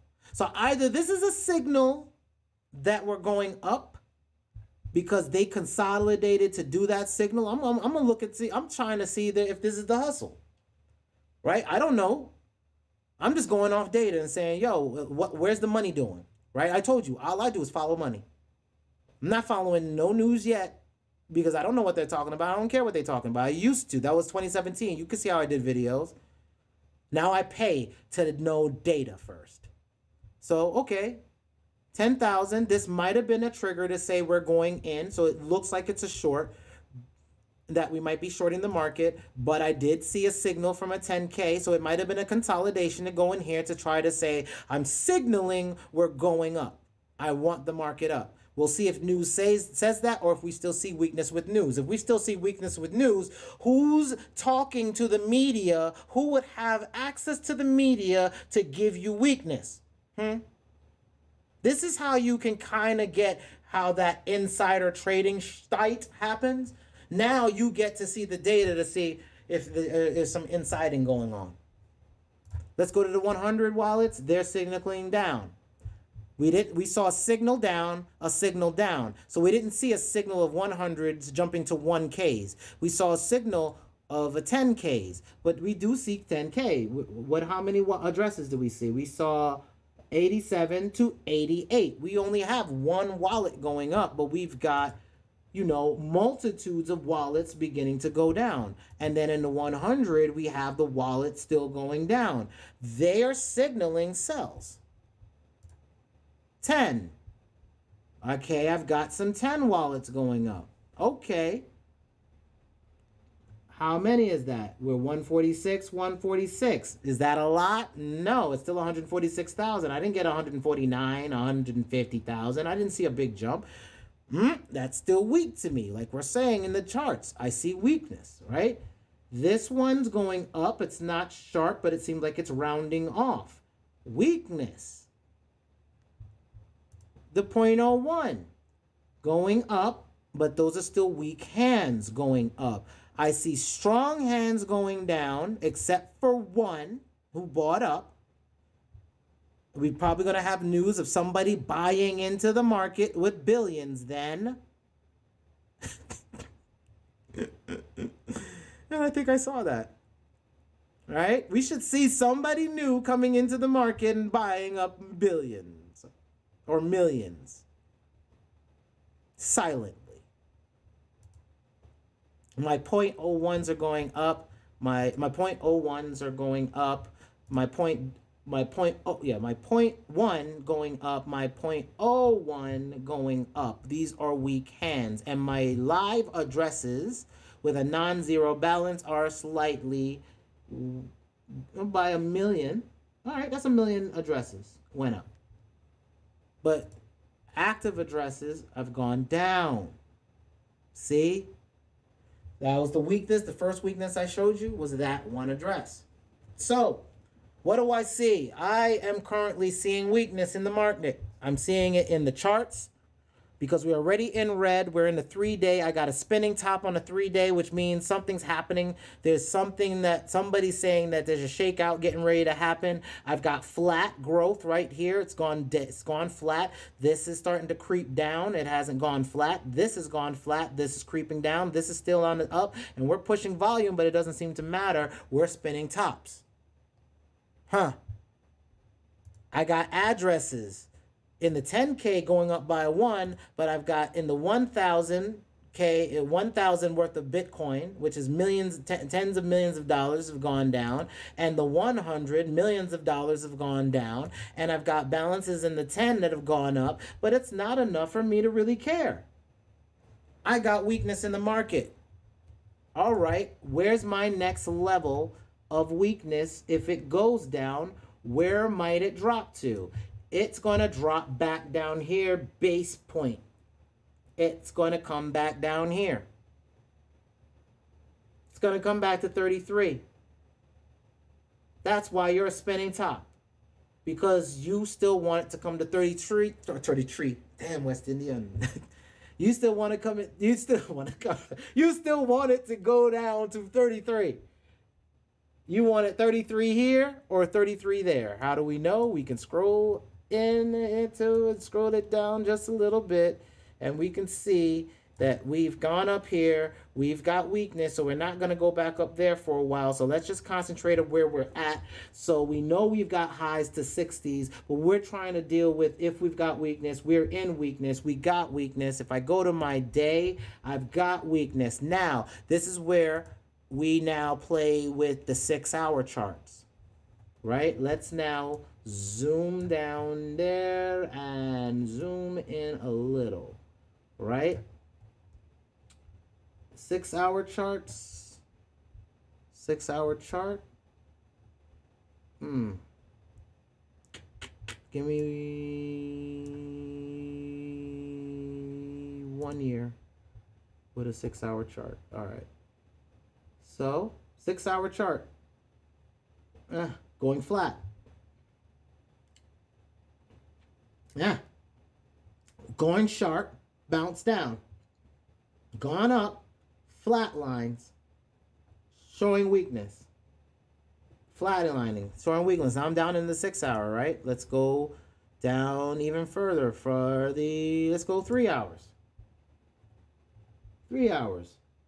Steep decline, cutting right across into red again. We're seeing the live chart, right? You're seeing what I'm seeing. We could be breaking down into the lows again. And those lows will break us back down to the 33 line and or no, that's where we're going to go. We're going to go to that 33 line. As I don't think we can go back into the 20s. I don't think we need to go back into 20s. I don't think we need to come. Yeah, we're going to be, if anything, is 33. This is the only line that wants to be flushed out. Okay. So I'm waiting. I'm in a hold pattern. On any new purchases, I am on hold. All right, so let's look at the news now. This is some of the stuff that I've kind of pushed to the side that I've seen and I haven't put out because I haven't really gone through it yet. So let's just go where we left off yesterday and see some of the stuff that we saw. Shiba, this was 9 hours ago, all right? So I'm going to go further. This is where we left off, right? No, we went further. This is where we were yesterday. I was talking about Cardano. I was saying that, okay, so Cardano, we know we got some smart contracts getting ready to roll out. So that's some good news. Don't know if that's strong enough because they're not really a main coin yet, right? It's not going to drive things, and there's still no products on it yet that we know, big ones yet that we know of, at least that I know of. I don't know it. I know there's Card Starter. So there's things that we can see that's going out. I just haven't done the research myself. I've been trying to concentrate on physical assets. Shark Tank, Kevin O'Leary says he's betting big on, this is DeFi, right? So he's talking about DeFi. He's getting into liquid swaps. That he's in that world. He sees his world getting ready to come here big time. He's jumping in as well. So DeFi movements, I got to start looking at liquidity pools. What does it mean to be in one? Why not be in one if the interest is good and we can flip that into our robots, right? So take a little bit of the profit from, say, one of my bots that's not doing so well, flip it into a portfolio, have that portfolio trading as a swap on one of these networks that have low gas fees. Especially if it's on the Cardano network, right? So we can look for an exchange that's doing swaps on our Cardano and jump in it first and start making money like that. That might be a play. So I'm going to look at these two as plays, Cardano plays, that I'm going to be looking into. We know Elon and everybody, I told you that don't listen to the big dummies. So we already know that these people are looking for energy efficient other things, and those are the plays we're looking for as well. Bitcoin bull market just warming up, says on-chain analysis. Yes, we know it, but I don't need on-chain for that. I know scarcity. We know the year, 2140. That's when the last Bitcoin will be mined. Hold on one second. Let me see if my dogs are going to be acting a monkey. Trying to get you in it. Nope, ain't. Good. Because he didn't ring the doorbell. All right. So, yeah. So I don't need on-chain analysis to know that the bull market isn't over. I already showed you why. Don't worry about that. 2140 is when the last Bitcoin gets minted. They mint around 900 Bitcoin a day. I showed you in a video. Literally did the whole through Google, showed you. 18.5 million Bitcoins already been minted. Around 6 million Bitcoin has been lost in locked wallets as of 2018. And we don't know what that number is now. It could be higher than that. So out of the 18 million, a good quarter of that's already been lost. They can't get it back, and it can't be put back on the market. Some of them have lost their keys. Or, unfortunately, they may have passed on. Fund managers have passed on and the keys are locked and nobody knows how to get into them. Right? So now we have other people getting into the space, other big dummies. I told you, big dummies, don't listen to the big dummies. Because what does it say? Carl Icahn hints at investments in the crypto space. He's looking at the whole business, and he is probably talking about popping a Billy in, isn't he? He's going to do... You're not going to tell me, are you? Because you're going to just be one of those things... Yeah, you're going to be one of those articles that's an AI writing articles. You're not going to be ICAHN.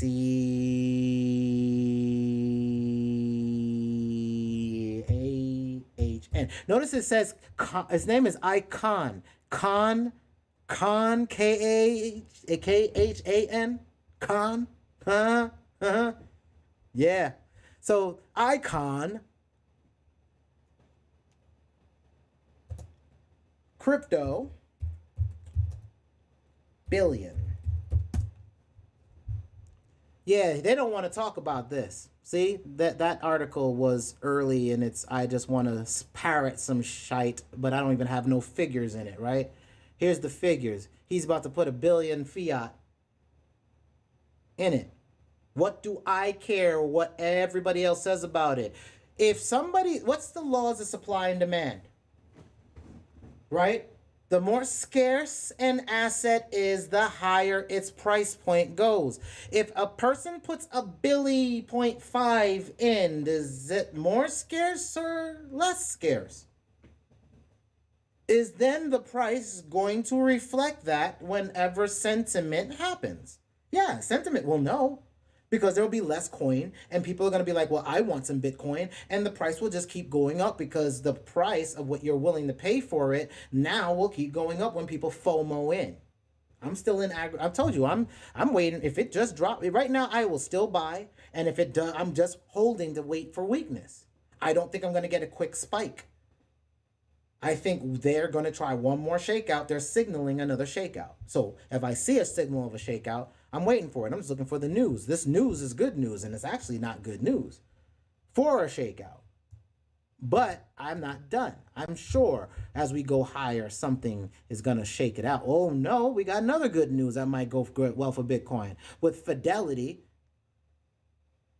Bitcoin Fund has raised more than 100 million from investors. So they're already getting somebody's money in a Bitcoin index fund. We can't get ETFs, electronic exchange. You can't get exchange funds, but we can do an index. You can index things. I have an index fund here. That's an index fund. It's an index of different assets underneath one management of a portfolio with funds in it. They're trying to play cute and glamorous like you're not a fund manager if you get your bots up and running. Now, if you think like a fund manager, what are you expecting? I'm expecting these assets to be in commodity for them soon.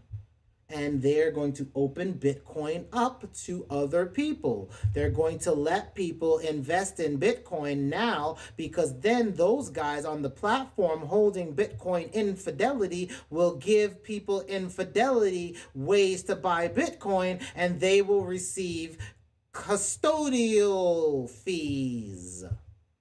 For the exchange is going to let you get your Bitcoin out.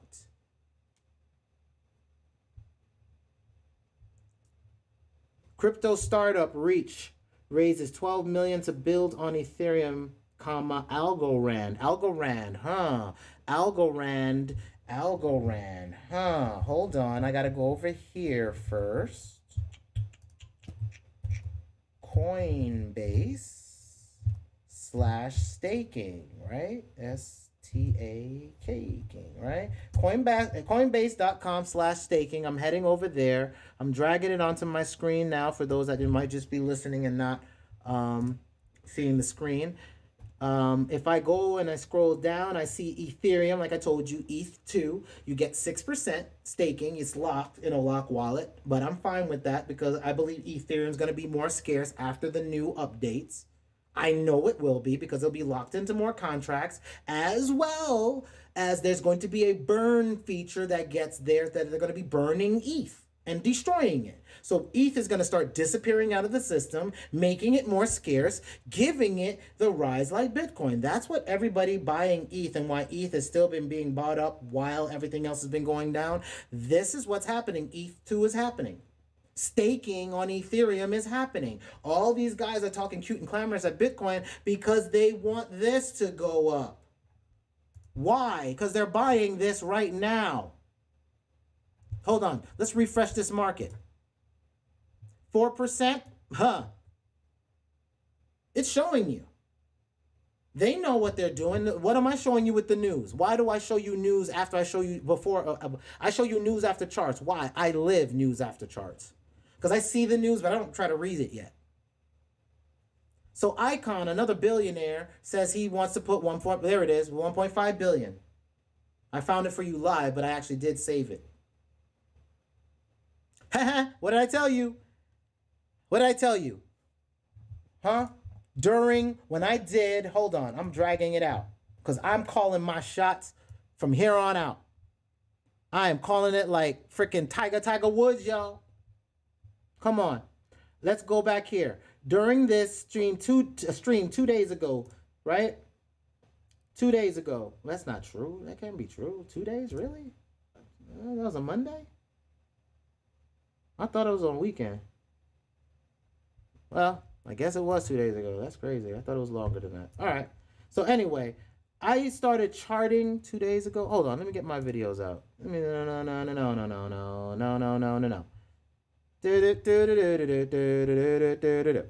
Oh, right. Hold on.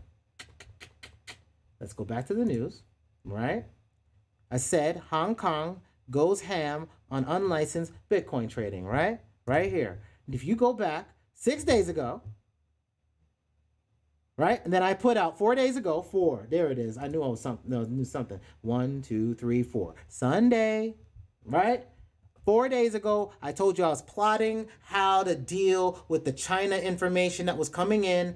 Because 6 days ago, I was doing that. And I did sentiment charting so you could understand how I was going to find the bot points to be able to deal with this. Right? So I did it in order. I saw this and was like, shut up. This is China FUD. We live this crap. I'm going to show you that thing that, you see it right there. I'm showing you energies going up, blah, blah, blah. Same thing I show you every day now. I showed you sentiment charting. I showed you where charts are going to bounce. Where they're going to bounce, baby. Bounce, right? And then here, I showed you how to put out a bot fire. And then here, I showed you how to even get your bot set up so you can do it yourself. And then I showed you here how they were bullshitting you and how my world looked like in New York and how New York was messed up. And here, I said, shut up, you big dummy. That goes to Elon. That goes to every millionaire who got into this space after 2018. If you have been in this space after 2018, no. If you got into the space in 2019 and above, shut up, you big dummy. You haven't been through crypto winter. I should have shut up. Look, me here. I'll be real. Look, here, where I started 3 years ago, all of this, I went from doing my beats, showing you some stuff that I was doing on my back end, showing you how I was doing the CD Baby right here. I showed you how I'm making royalties in CD Baby 4 years ago. Right? So all this, when I started CryptoPlunder, right? Because I was doing my beats, CryptoPlunder. Because I was like, I need to make more money than I'm making in beats, or I need to be able to flip my beats into something else. And then I started getting to CryptoPlunder. Now see, Rich Dad Poor Dad. I talked about it back here. Right? So in this episode right here, 3 years ago, shut up, you big dummy. Shut up, you big dummy. Till right here. I started getting it right here. I need to earn my crypto. I'm going to stop recording. And I just started again 6 days ago. I shut the hell up.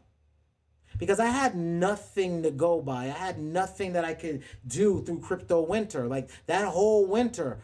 This whole damn winter. Like this is just 2020. This is 21. 2020. Like, dude, hold on.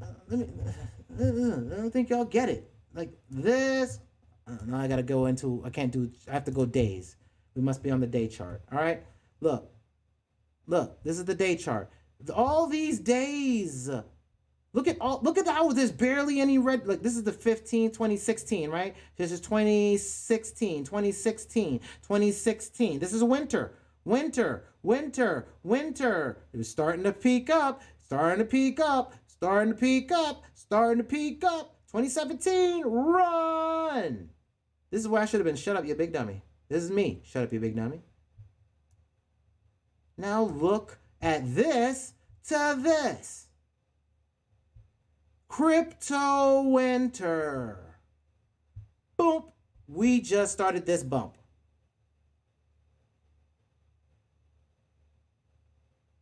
We just started this damn bump, man. The news is showing me it's getting weak out on these streets. These guys are cashing out at 100. These guys are cashing out at 1K. One person bought in at 10K. He's signaling he's buying, but the ones that have a lot of wallet money, they're going up a little bit. The 10, these have gone up, but these wallets have sold, signaling a drop. I'm not playing their game. I'm going to keep looking at the news. What did I tell you? I told you, because I lived through crypto winter, right? I lived through China FUD way back here. This was China FUD right in this zone. I think it got deleted by accident. Yeah, it's not on this chart. But on my old chart, I had China FUD listed right here. Because I know where it is. I know exactly where it is. Right into August, September. See? I can tell you. I can pull it. I know this yellow. I know this arrow. Inside and out. Right? Now we had China FUD right around here now. Right? And then after China FUD, right? China FUD was back in 2017. China FUD was here. We had a run up. China FUD came early here instead of September. We're going to have our run up. All right. But we need to flesh out this thing. We ain't fleshed out this leg. This leg it's not there yet. It's getting there. Like, these are days. Look at how many days this leg made. We have just a small leg. If I can show you better than I can tell you, let's go to 3 days. Look how small now these legs start getting. So I'm going to leave it there. I'm not even going to go any thinner than that, right? We're going to just zoom in, slide her over.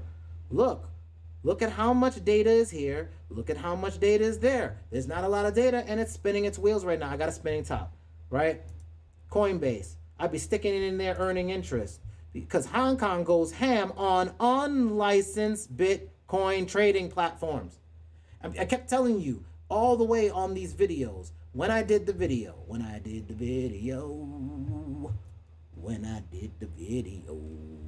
I closed that damn window. No, I didn't. There it is. Oh, I told you here. I said, this is not about anything else than it's FUD. It's fear, uncertainty, and doubt. It wasn't for us. It was for the miners. They were shaking them out, saying, you pay me. It's time. We're getting ready for another bull run. I want my money. You're not going to get this next leg of this bull run. I gave you this. I gave you this. Now I'm saying, nah, homie, let's go. Get ready. I know you're getting ready to surge. I can see my servers. I can see how much energy's going up. I got the same effing data, and I know you build the miners. I've got the data, bruh. Don't play with me. I can see this. This, I saw when the storm happened in China, this happened, it dropped. They just said, hey, I see all this. Where's my money for all this surge that dropped when you got sick? When we had those the storms come knock you offline. Yeah, it's every time that storm comes, it lets them know how much energy they ain't getting paid for in crypto. How much energy and what region got hit, right? Then they're like, hey, region. Hey, you have a significant amount of revenue because look what you did to the Bitcoin numbers. Now, homie, you pay me. Now what happened? Boop. They targeted those regions that got hit. So now we're back to where I told you. Unlicensed, whatever, we want our money. Give it to us. That's why the machines are coming back online. And that's why if you even look at the hash rate, you didn't even see it do a dip. Because while they may not have been hashing, they didn't unplug.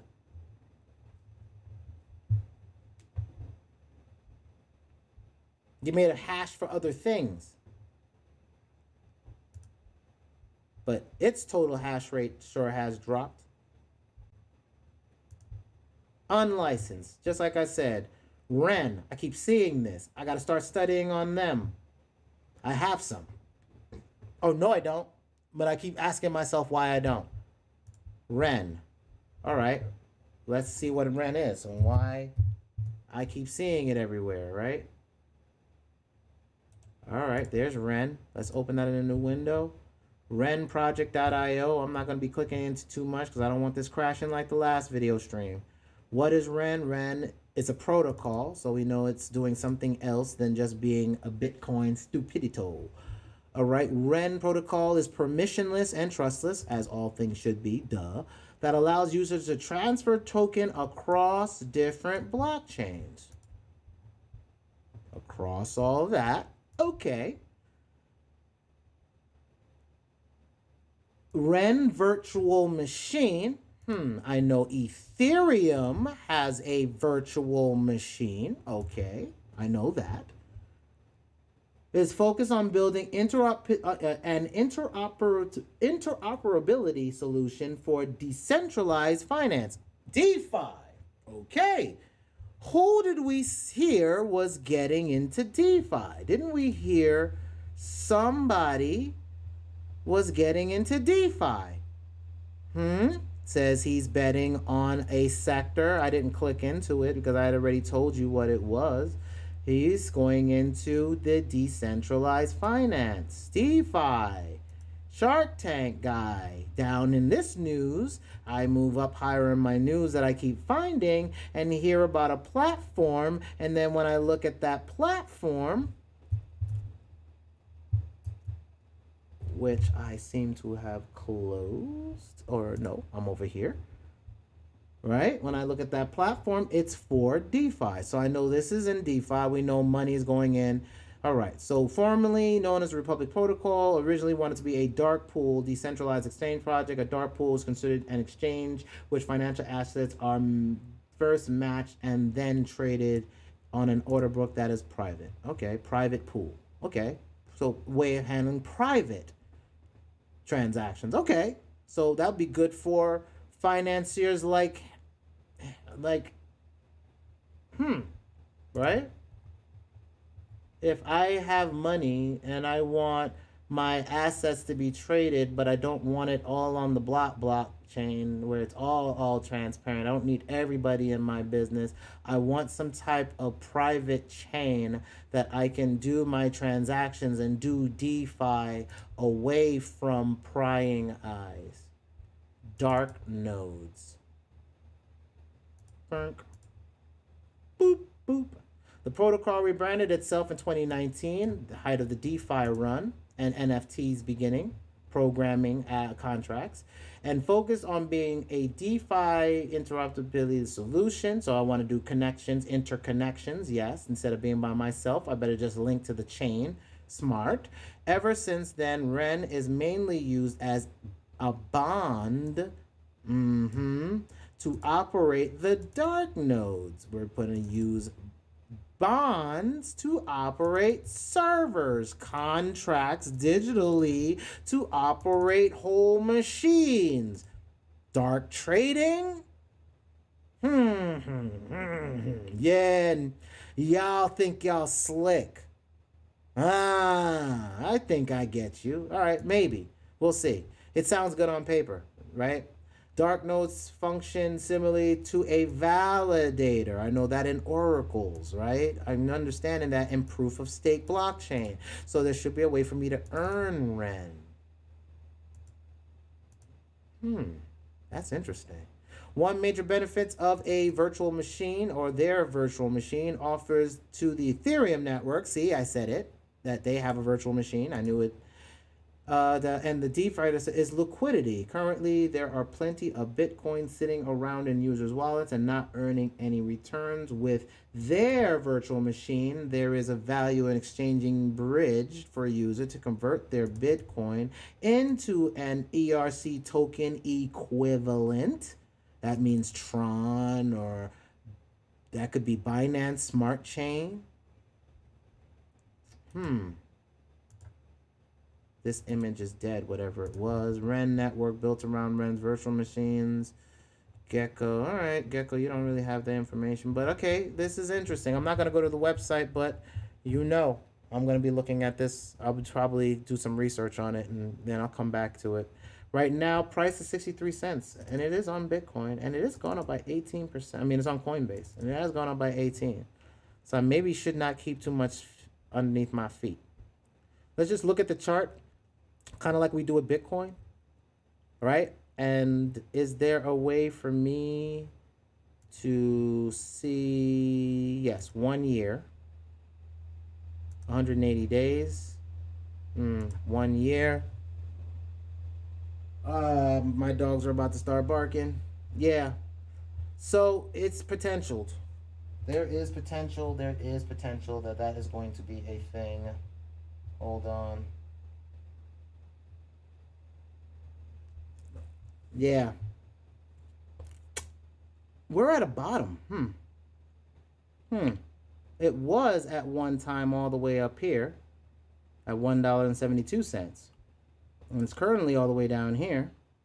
It was as of Sunday, which was a great day to make buys. Like I told y'all, I need to go scalping buys. I didn't even look at this. 36 cents and made 62. I would have doubled. I would have 2x right there. But you know what it was? 172. Think it can go back up there if it's hooking into other protocols? Maybe. I might actually do something with Ren. Ren on the radar. Right? Ren on the radar. Let's go back to the news, right? Bitcoin market, we're just warming up. We do that. Carl Icahn is investing $1 billion. We got that here. We got the Hong Kong. We know Ren, Polygon. That's Matic, Matic and Ren. Yeah, there's some. All right, so we're gonna look. We gotta look at Polygon, Ren, and see how their interoperability is gonna make you some muns. All right, we got. I don't. You know, I don't even care about none of this. The losses in this thing are crazy right now. The losses are gonna continue to go down. Until it does something, man. I need it to do something. Is it gonna make me money in other virtual situations right now? No. Are they handling cross chain? No. So I'm moving on. This is interesting. It's trading higher. Why is it trading higher? It's because they're doing something. We already saw that. The NFTs, I already showed you that. Cardano and 6 altcoins primed to explode in June. Told you June, July is going to be big. Matic, the development kit. Told you. Matic is about to get ready to launch off. PayPal, this is kind of big, right? PayPal users are getting ready to send their Bitcoin off. Can PayPal in the future hook up and become a decentralized exchange and I can trade on it? Would they be let to do something like that? Maybe. Maybe. And that might be something there if I can trade on Bitcoin, on Coinbase direct. Oh, not Coinbase, on PayPal directly. Whew. Uniswap version 3. Uniswap has high gas fees with Ethereum getting ready to get to the next layer. That's going to start killing these gas fees down, making Uniswap a very good percentage coin to have. PancakeSwap might get beat down a little bit on that, but we don't know. I'm looking at swaps, so even card swaps. So who's going to be the Uniswap on Cardano? Right? Because this is Ethereum's, and there's a swap, PancakeSwap on Binance. So who's going to be the swap on Cardano? I want that coin. Exchange coins are good coins to invest in, but not financial advice. Federal Reserve Bank president says most cryptocurrencies are worthless. Look at his face. Do you think that he's worth being able to explain the crypto universe to you? I didn't either. But that, because they hear Federal Reserve, could be the trigger of negative thoughts. We'll see. Bitcoin bear monkey comes down to pivotal June close. All right, so they're saying we need to see what happens in June. Well, I'm watching right now to see it take a little snitzel before our next run in June. I might want to see what happens this weekend. I'm priming my wallet ready. Goldman Sachs predicts Ethereum will overtake Bitcoin as a store of value. Duh. They're getting ready to burn. Means less, means scarcity. And it's a programming language on top of energy and processing power, making it scarce. And it gets locked into DeFi contracts, making it more scarce. And it will burn, making it more scarce. Locked into other protocols, making it more scarce. Locking into other exchanges, making it more scarce. Locked into other kind of contracts, making it more scarce. Double swap contracts, making it more square. Dude. Yeah, it will. Don't know if it's going to be this cycle or not. And the last one that I caught this morning was, here's what will reignite the crypto bull market according to Mark Cuban. Again, he's a new dude in the space. I care, but I don't care. But you see the URL if you want to just see what some of the thoughts that pop up. Let's just see what the AI is going to show me today. Not in hip hop, please, in crypto. And let's just see. Retesting 40,000. The AI is telling me that it's wants to go. People are trying to retest things. See? Why I go here, I said it already, that in the 3-day, I see a spinning top. This is kind of weak. This shows weakness. If I go to the day, I'm seeing the day be weak. We're flattening out. We flattened out. This is not going anywhere. This is flattening out. I'm not seeing anything. Yes, I see we are going out of weakness, but this is going sideways. I said that I have to look at the news afterwards to see if the news is going to start talking about weak. We went through what I caught this morning, but that was before I started this video. But this is the AI, my Leo AI, is showing me on my Feedly, that I have it based off of this feed. Look for information and tell me what you see, Leo. That's my bot, right? This is my news bot. So from my aggregations, it's finding these things. That's what I'm doing. I'm trying to program AI to give me some news. So I'm looking at my news and I'm like, okay, Bank of Canada says its digital currency will be greener than Bitcoin. So now they want another coin. Does that make Bitcoin stronger or weak? That could be a weak signal. Ultimate Bitcoin guide to use an escrow service.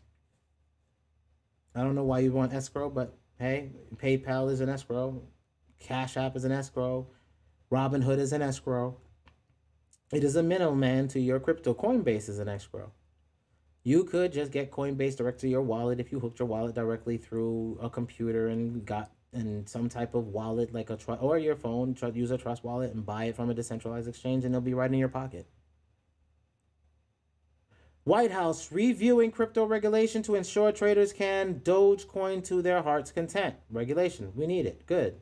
That might be good or bad, but it might signal bad to people who got weak hands and can't handle crypto winter like we can. When the next crypto winter happens, from the last one, which was right around here, when the next crypto winter happens, it was from here to here is a crypto winter. It's not even it's not even sparking. You don't even see it. Can't even see it. Right? Let me zoom this down. From this time, from the last crash, all the way here is crypto winter. So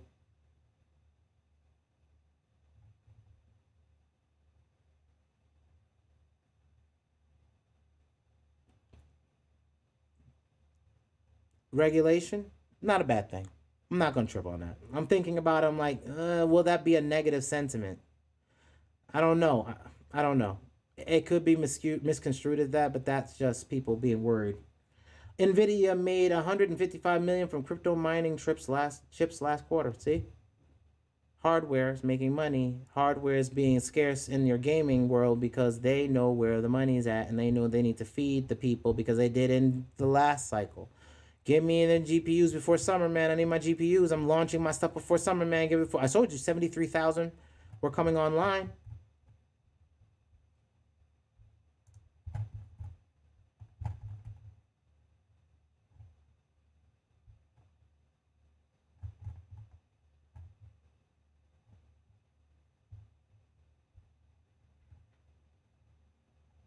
I didn't bookmark it here, but I didn't bookmark it here, but I bet you money I know where it's at.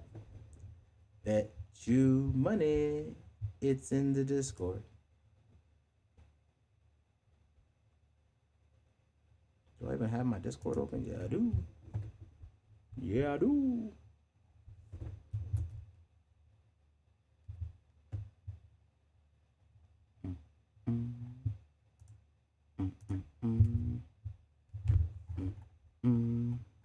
Hardware, Polygon, Cardano, Ethereum, 73,000 hardware. Where are you, 73,000 hardware? There it is. May 25th. Marathon, 73,000. Before summer. They wanted out before summer. Yeah, man. I got you. I got you. That's exactly what they're going to do. I got it. Got it, got it, got it. Thank you for telling me what your game is. Got it. We go here and we look at this. I'm looking at the news. Let's go back to the top. I said we're going to have some regulations. Hardware, GPUs, last quarter, they need to get them back. Okay, we know that. Boom. They made their money on they made the money on chips already. They're going to have to get these cards out. The cards, there should be another version coming out probably this right before summer. Those will get used for ETH and potentially from layer 2s. So that'll get rolling. All right. Public company TechX. So this is a regular hard to the world public traded company. Oh, this is a sponsored post. So they're just trying to say, hey, we're making acquisitions to buy into your crypto industry, and we're gonna pay money to let people know it. So okay, that's what that is. Not important. But just let you know that regular stocks are now going to try to use Bitcoin as a hedge, like I told you. Like with the whole thing with Elon Musk, he's not making money with his cars. He cashed out some Bitcoin, and that's how he proved he was liquid. So now nobody's going to try to shut him down. Like, hey, give me my money. I gave you loans. Well, here, I prove I got liquidity. And I got more of this. And then I shake up the industry, cause this thing to dip, and I buy it back. I start my FUD. I get it down here. I was up here FUDing out. Boom, I got it down here. It starts going up. Boom, I FUDed it back down. I get it down here. Wait, China starts FUDing out. Boom, it drops all the way down here. You don't think he's digging it up right here? Like, that's what mining means to me. Digging up your, he's cat low, sell high, buy low. Even if you buy it at 30,000, it goes back up to 60, you almost 2x'd. You almost doubled your investment. Then if it goes to 100K, scarcity. Has it changed? No. Another BTC panic sell-off looming? Blockchain analytics from firm Glassnode weighs in. You know Glassnode, this thing right here that I show you on my own. I pay for it so you can see it. That's why I pay for it. For I can see it and you can see it now. That's why I pay for it. That's what I do. That's my contribution to the tribe. Give you the knowledge you need to make better decisions, because I'm making the same decisions you're making, and if I fail, you fail. But you should be smarter than me. Find better opportunities then. Don't listen to me. This is not financial advice. I'm just showing you how to do your own damn due diligence because you're watching me do it in real time. And I just happen to stop and talk to you and show and kind of give you some insights as to why. Later down the line, these videos aren't going to be this long. I'm giving you my mental game now, and then I'm going to start short forming it because you'll already know how I think. I'll just scroll through and be like, you know what this means? You better go back in the past and kind of understand that. I already talked about that. I'm not going back into it. Looking to increase cryptocurrency oversight. I told that already, right? So now this AI is telling me, yeah, we got some more that coming in. Crypto M&A surges as integration with traditional finance systems gains momentum. I don't know what that means. So we're gonna look at this together. Crypto M&A. What is crypto M&A? Broader financial cryptocurrencies continue gradually. First step, converting fiat into crypto. Investment on multinational financial services. Multinational, oh man, is that MA? Like MasterCard processing these type of transactions in partnership with on-ramp processors, making the process more efficient. And this trend is likely to spur some exciting mergers, acquisitions in the space. So merger and acquisitions, okay. Global Crypto MA and fundraising report total the value of MAs within crypto more than doubled. I really want to know what the hell an MA is. Multi-system, what's an M&A? You say MA here, but I don't see MA up here. Whatever. On-ramp, I don't even know if that's the news. I really don't even know what the hell that is. I don't even know if I should care. that they're getting in the game. I really don't even, you know what? Screw them. They're stupid anyway. Big dummies. Let's move on. UK bans time to buy Bitcoin ads. Yeah, they're on the bus. It's time to build Bitcoin now. No, you can't do that. That's financial advice. You can't do that. Shut it down. But they got it out there. Apple's latest job posting suggests new crypto aims. Yes, I saw this and I tell you, I told you, I tell you, I told you. I will keep telling you, I told you, because I told you, I told you, I tell you, I told you. I said, watch what happens when other companies get involved in crypto. Like, think NFTs are just NFTs. Think if I made a game and the whole game is attached to an NFT back end. Why wouldn't Apple be able to make money? They want the 30%, right? Well, crypto is slipping through their fingers. So if they just set up with something like Engine and all these other things and put that in their back end for crypto payments, and they can get 30% on an appreciative asset rather than fiat, or then spin up their own crypto and use all the phones and devices they have as mining equipment and give you credits. You don't see what, that's why I want to get into hardware, and I keep telling you about Raspberry Pis, because you can build your own devices. And if my device can mine as well, like what if I have a lamp and I have a lamp that has 2 circuits, and in there, one circuit can connect to Wi-Fi and the other circuit is just being a lamp. So when I plug it in, the lamp shows, and it's just an LED, whatever, so it's not taking up that much money, but then my lamp is mining cryptocurrency. So I have a lamp and I have a miner. What's going to happen when that comes? What if I have a refrigerator that can mine? I mean, you saw the size of a single board computer, right? You don't think that I have a machine that plugs into a wall that's taking small amounts of current that I can then take to validate transactions with? You don't think that's going to be in TVs? You don't think that's going to be in computers? You don't think that's going to be in desktop boxes, set-top boxes, big screen displays, washers, lamps,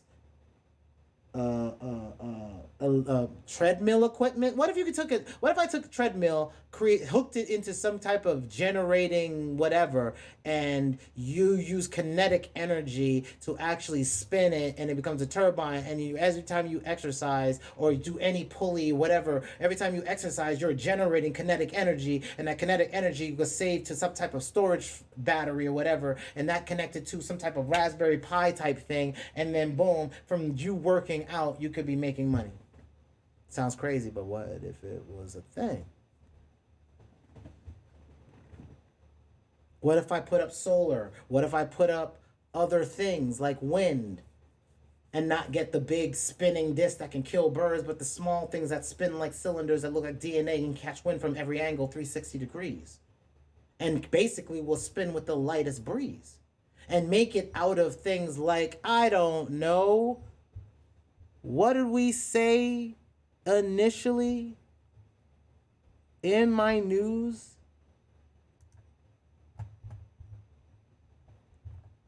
No, it was on the Discord. What did I say is a business I was really interested in? Because on business, what I say, graphene, right? Graphene is going to be that thing. Graphene is light. Graphene is strong.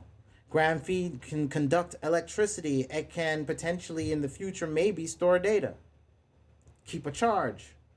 We don't know. They're still figuring it all out. So again, as I look at what Apple has, they'll have all these devices to be able to do a lot of stuff. So I can see putting another board in another machine and then having that board generate money and then just charging it to the game and saying, you know, this is how much electricity this thing uses, but you also make money with it. I can see that easily happening. And then we talked about this already. So the news isn't giving me anything new other than the Elon thing, big dummy, don't care. And the Tezos, you saw that they're suing people, IRS. And I think that that's going to cover our news. I'm going to mark them all as red and just see if there's anything else. Bitcoin crash reveals the resiliency of crypto. There was no macro crash, right? So Bitcoin went down, Ethereum went down, and all of the trading markets, all of the liquidity markets, they proved that they were able to hold themselves up. that we didn't have a complete crash of all the DeFi markets once Bitcoin went from 60 all the way down to 30 something. We didn't have a systematic crash of liquidity. DeFi market surprisingly survived. It did what all banks have to do and then have to get stress tested. What's bigger a stress test than this? Right?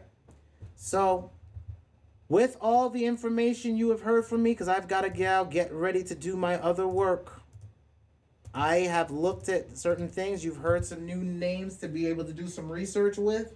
Ren is interesting. I don't know what it is. I got to look into it deeper. It's cheap enough for me to care. It's less than $1. It was over 171. I want to know why.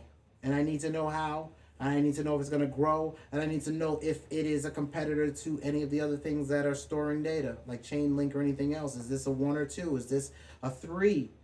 Right? When I say what's the 1, what's the 2? The Microsoft, like if you deal with browsers, right?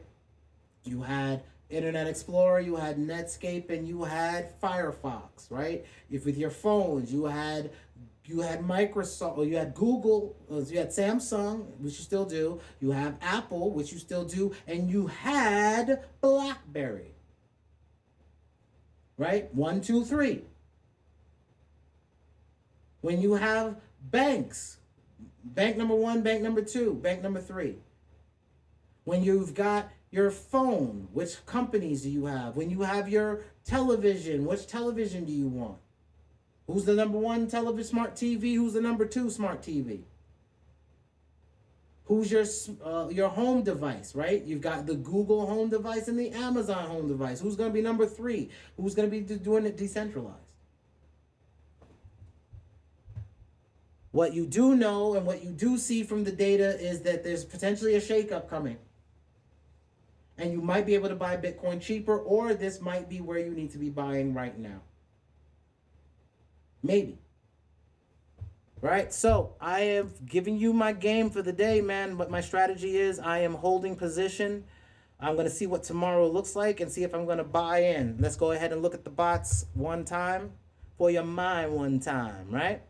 So I'm going to refresh so you can see that this bot is live. The link is in the description on the bottom. You can get your own bot up and running. I'm using Coinbase as this example of this bot. This bot is live from that example course that you can see here.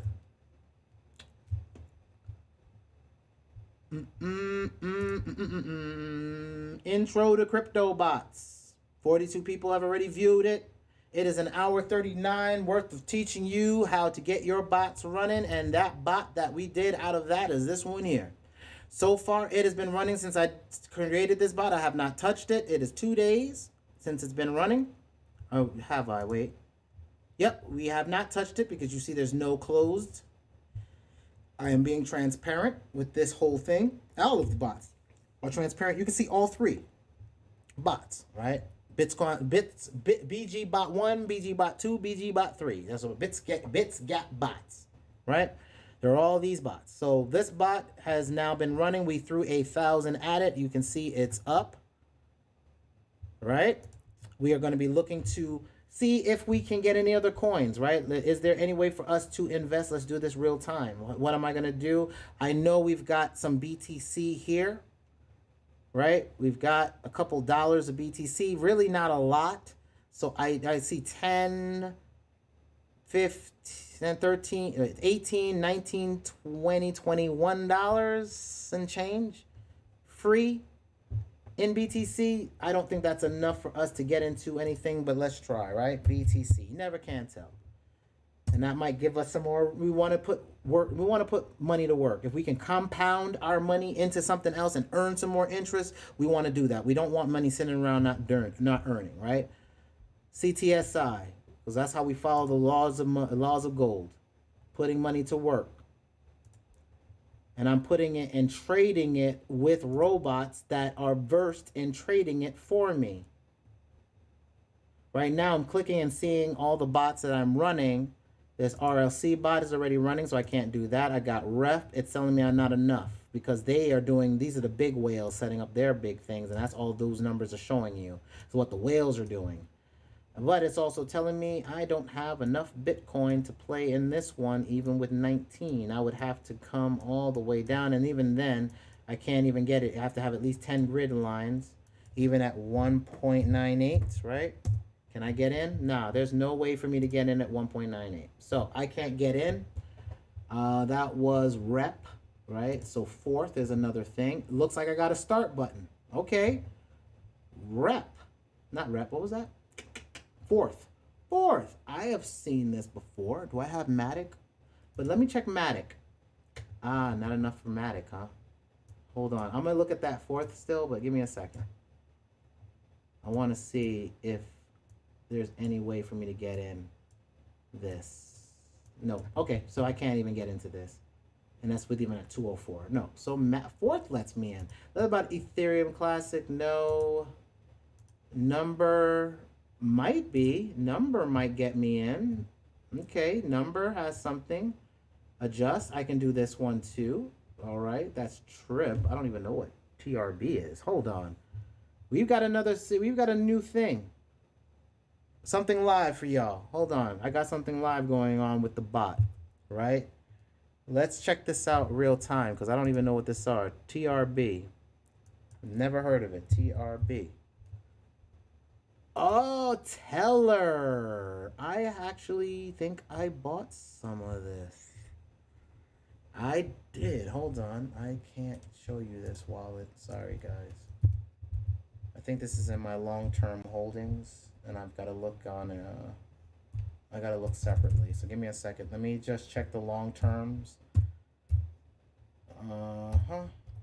Let's check this long term and see if I'm in or not, so I can at least verbally give you an yay, and that I will of course give a screen of it in the portfolio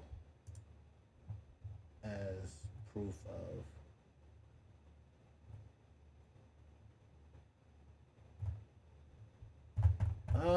portfolio. Hello, Teller. Huh, I can't tell. Oh, there it is. Teller. I do have Teller. Yep. I did grab some. I got it at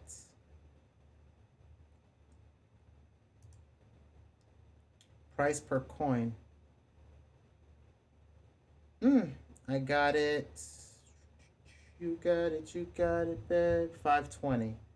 Damn, man, I didn't keep an eye on it. I bet you money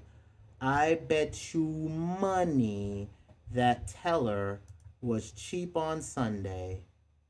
I bet you money Teller was cheap on Sunday. Teller was $37 on Sunday.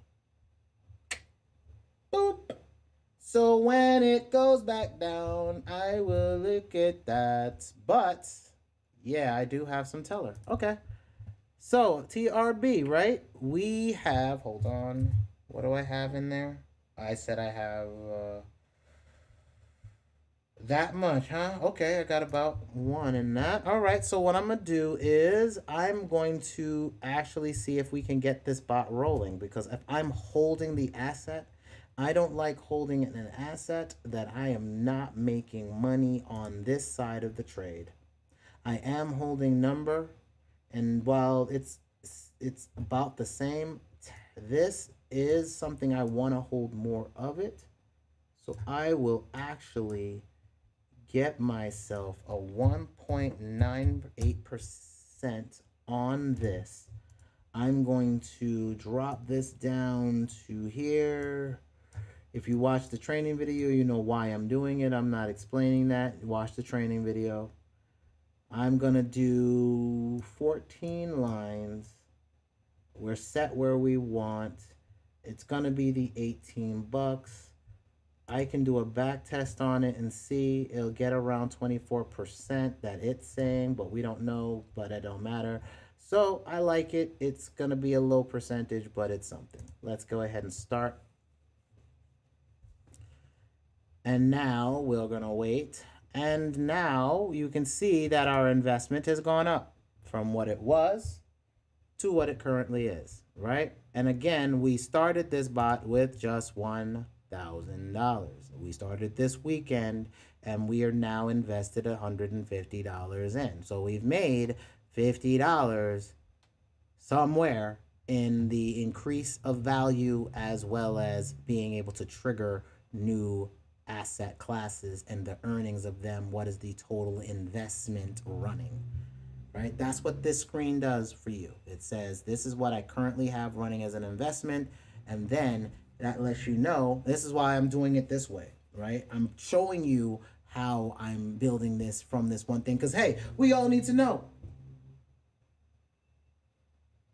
Oh, 10-4. Thank you. Yeah. You are absolutely damn right. You are absolutely right. You can earn. Yeah, you can sign in. Thanks, man. Thanks, fam. Yes. If you go into Coinbase, click on rewards in your left-hand side of your screen, they will always give you free coins. You can start off getting $3 worth of it. Especially if you see those things pop up, your hustle is watch Coinbase. Spot that. Especially watch the rewards category. Every time I look at Coinbase, I look at the rewards and I see if there's a training program and I cash that training program immediately. Why? The minute it comes out, you get the $3 worth of it, but you caught it at $3 at the point that you did the training that day. I have done training and then months later, the coin has gone up.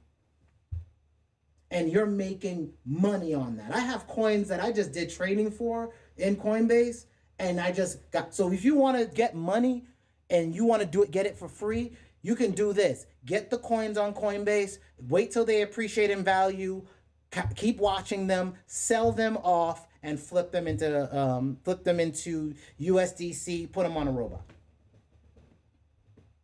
And that'll be free money that you flip. Right? You can do a free flip. So thank you, 10-4. I got all bruh, Stellar, bruh. Let me tell you, bruh. I have been in Stellar for years. I'm still waiting on Stellar. I'm waiting on Stellar. So old, I've had Stellar since it was only on Bittrex. So old, I've had Stellar. I've had plenty of Stellar. I am holding bags of Stellar there. I am holding bags of Stellar on Coinbase. Bags upon bags upon bags. I'm waiting. We'll see. They're taking forever. But it's a decent price. But I need it to freaking do something. Like, there's other projects and Stellar Lumens needs to come on with the come on. They're like, I got them, like I'm holding them and like I'm holding them. 25 cents. 25 cents. Literally. When I got in. It was sitting on 25 for years. And I was like, let me sell it while I was on top. It ain't going nowhere. And now you see, like I said, I make bonehead decisions because I kept treating it like money. And we can't treat this like money. We literally have to step away from this being a money thing or a money game. We've got to really think about this being a long-term play towards infrastructure and you being able to take your assets, potentially your written content, your video content, your audio content, your show content, you're even just being a reserve for other people's data type beats. You know what I mean? Being able to make monies, being the storage for other people. That's how this thing grows. And that's why I'm looking at these other potential asset classes to be able to pull that in. So I'm looking at the bot. That's what you saw live with me, right? You saw me do it live. Let me get it back up.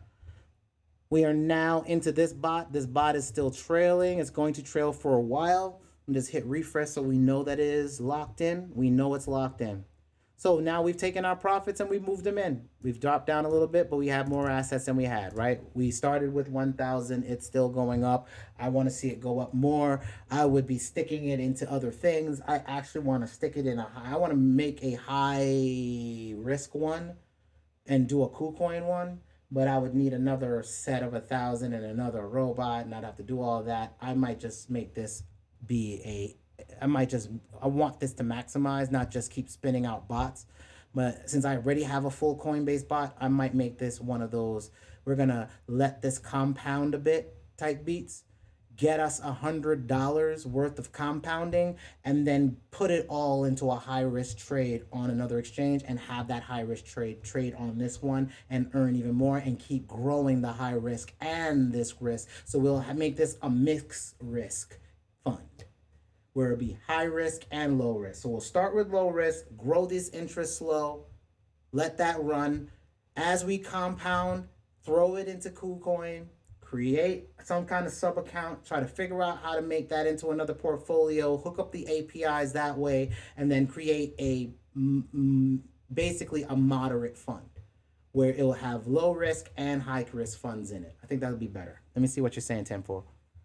Also, the game Ender Sword is selling land plots at the morning. Landowners get a purchase of every sale made. Look at that. See, man, this is why we do Tribe now like this. Y'all see this, right? You see who's giving you some game? 10-4. Decentraland. Decentraland. That's like Second Life right now, but it's kind of whack with their design. But I think that if they can get a rendering engine, a better one, like partner with Unreal and all that stuff, that may be a possibility. Or any companies that are partnering together. Any companies that are partnering together to be able to do like whole world, everything in world. And maybe it's not that. Like I said, engine, who's going to be the number 2 on engine, man? It's because it's not just the land grab. It's the I can create content for real game grab too. That's big. Like if I can start making products again for games and know it's getting into games and know I can receive a commission for every one of those things that are traded in game, and I can start flipping that back into robots that make money, I'm looking for them type things. But good looks on that. Ender Sword. Y'all see it right there. Ender Sword. Good, 10-4. Like we all got to look into the gaming industry. I think that's the best place for us as creatives and musicians, right? What game you know ain't got no soundtrack? And most of the soundtracks are instrumental, right? What happens when an NFT is programmable? A game says, give me this network of NFTs of this music consortium, whatever, that allows me to give a fee per month and give me access, and whoever streams the most, you get the most revenue of that. And what if every game hooks into that, right? I'm looking at franchising possibility. I don't want one place that I'm locked in. I learned that with Second Life. When Second Life died, there goes all my money. I've been looking for Second Life again, but I don't want it. What I want is an engine that goes everywhere. Right? Unbeknownst to everybody in the world, the reason why Facebook knows you and knows everything that goes on with you is because they put a tracking code on everybody's site. You know, the share button. Share to Facebook, it's a JavaScript code. It's a snooping code. It's called a spider. We've been using spiders for years, thanks to Google, because they illegally hacked the internet by downloading websites. They wrote an algorithm that would hit your site, look at all the links you linked to, grab them, and download those sites, and began to spider through, getting data and saying this site is important because of all the links that link to it. That was their dissertation that they did while they were in school, and that's when they got funding from one of their teachers to get the server off the damn campus and get it someplace else because they were crashing the school machines. Go back and look. I understand this hustle. Again, Pirates of Silicon Valley give you it gives you the level of information to understand how they are street selling digital. It's just a product that got fiends. How many fiends are on social networks? How many fiends will be in what game? How many fiends are buying how much assets in what game? What is the average return on value for the time spent on creating those assets in worlds? How much sales in world is going on? That's what I cared about when I was dealing with Second Life. I'm getting back to that mind state. How much money is being generated with this network? What do I have to do to generate assets and be a part of the system? How do I generate those assets? And then how can I put my assets on that asset and earn with data? Because data is the new oil.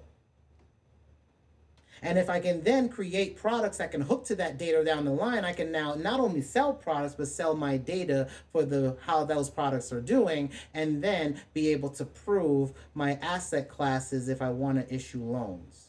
5 times earning as per Shark Tank, right? 5 times earnings. You need to map earnings. Blockchain is a way to do so, because it's a financial ledger that's now gonna, like he says, land, digital land. Guys, digital land is a thing. Imagine, I'm gonna show you how they proved it. Yep. Thank you, 10-4, I'm gonna prove it. Because they use their own people to prove the concept early. And it was Travis Scott's virtual concert. Earnings. EARNIS. Bang. Earnings. Likely sold some 10 million. So this was Travis Scott, December 2nd, 2020. Saw this news, wasn't in Discord really heavy yet, right? So I really didn't have nobody to talk to you about this, right? This is where my steps come from. Like MG, I have like data stored in residual bits, and they don't jump forward until news starts popping them forward, or the flow of consciousness starts flowing a certain way. I understand that I've been waiting for the flow of consciousness to go to the virtual world. Having been in one, having had the addiction, having seen it all, I know I'm going to do 133,000 in digital goods, period. A month, period. I know it. I've done it already. I just now have I have a currency that's now not 166 linden underneath the dollar. I can now get into these currencies that are over $1. You know, like fine ENJ 173, right? So we already got that. We did that earlier. I'm looking at it from that perspective. Travis Scott, right? Boom. Fortnite concert. Epic grossed roughly 20 million for including merchandise. Much more than what his concerts typically gross. Do you see why I'm changing my whole ish? Why I showed you about the virtual thing, the 3D thing, or the motion capture thing I showed you? Do you see where I'm heading? I could be in a Fortnite. And I don't expect to do this. I'm not him. Can I get 100 people paying some virtual currency to see me DJ? Yeah, the engine part was actually yesterday. Tenfer. I talked about engine yesterday. And how structure, I even talked about it a little bit today. I can give you a quick fresh, which is if you look at engine and you don't go to, if you go here, you click on here, you go to, I know it's not going to break my thing this time, so I'm all right with going to engine because it was the other thing that broke my thing, but let's close that just for that. They're going to tell you about NFTs. Don't got to worry about the NFTs because that's not what they were selling. That's what they want to sell now. They're trying to jump on now with this because they've got everything else locked, like you being able to hook this thing to your game. And then you can create your own, instead of having the old way you did it, you can get people to come in and design for your ecosystem. right? And then you can have a decentralized database, which is all this is, like, of your goods, right? And then you got to play to earn, because if you ain't got no job, well, how you gonna make some money? You better be playing and earning and making Pokemon or whatever and warring them and getting them up to snuff so that you can sell them because they got good credits. Monetization is fair because it's all of us. Creative freedom, you can make what you want, and it's immutable. It means it's on a ledger. If you sell it once and you only made 100, you're only gonna have those 100 selling. Unlike when I was in Second Life, they were pirating the hell out of me. And that was at the end of their cycle of the virtual world, because right then the 2008 recession was hitting hard. 2008, 2009, and people were not spending in world. And I had to figure out how to make money outside of it again. Just like when I got into crypto in 2017, and then the cold winter came, I got to figure out how to make crypto money outside of crypto again, outside of this world that I was trapped in. I was in a world of crypto trapped where it was just that. Now I'm in a world of how's my business using this decentralized thing now. Right, so I told you about this is gaming, so you can put this in your game and and he showed you in the replay of yesterday. I showed you going into Unreal 3D. You can now take your Unreal and you can take another game source, Reallusion, and import it in. If you watch that video, like 2 of my videos, I show you basically how I'm getting into the gaming industry. Straight up, I'm giving you the game of my transactions in. So how I get music in here. Right? Then you've got crypto, your community, right? So Binance, all this stuff, exchanges, creating your own token. I said tokenomics are coming. Get loyal people to your website. So if I have my website, ToxicHustle.com, and I'm able to issue something for free, I don't know, like credits for you doing things with automatic robots, and then I'd be able to tokenize it and you get things. If it's over $1, it doesn't have to be about a game. I can still give you credits in this coin for your robots doing something and giving you tokens. Mint with a click. You can mint your own NFT. That's what an NFT is. I can just have it do actual work. Right? And I showed you games. I showed you crypto. Now let's go software. I told you about the website. I can now grow an application and a software and satisfaction. I can do things and give achievements and collectibles and awards like your credit card, discounts like a credit card, points like a website and a credit card. They're telling you levels, right? So if I wanted to gamify my business, where would I potentially go? Let me show you one little thing. New, mint.com is a financial software you download and install on your phone. Mint is basically gamifying your finances.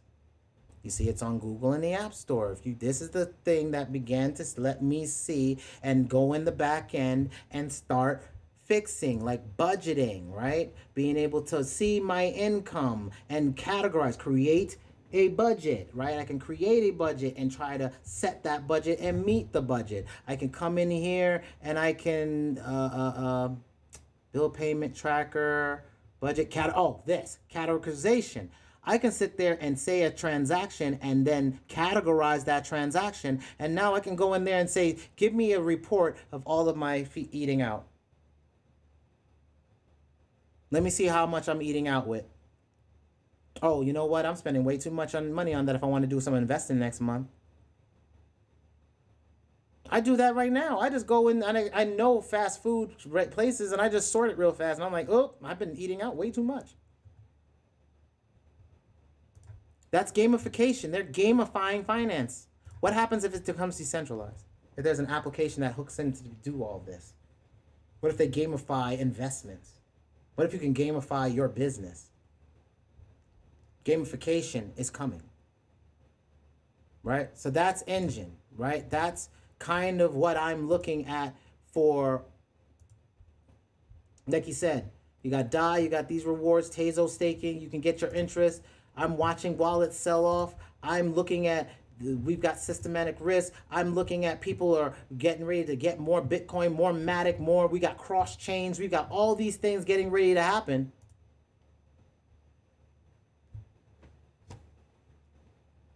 And we've got a universe getting ready to run.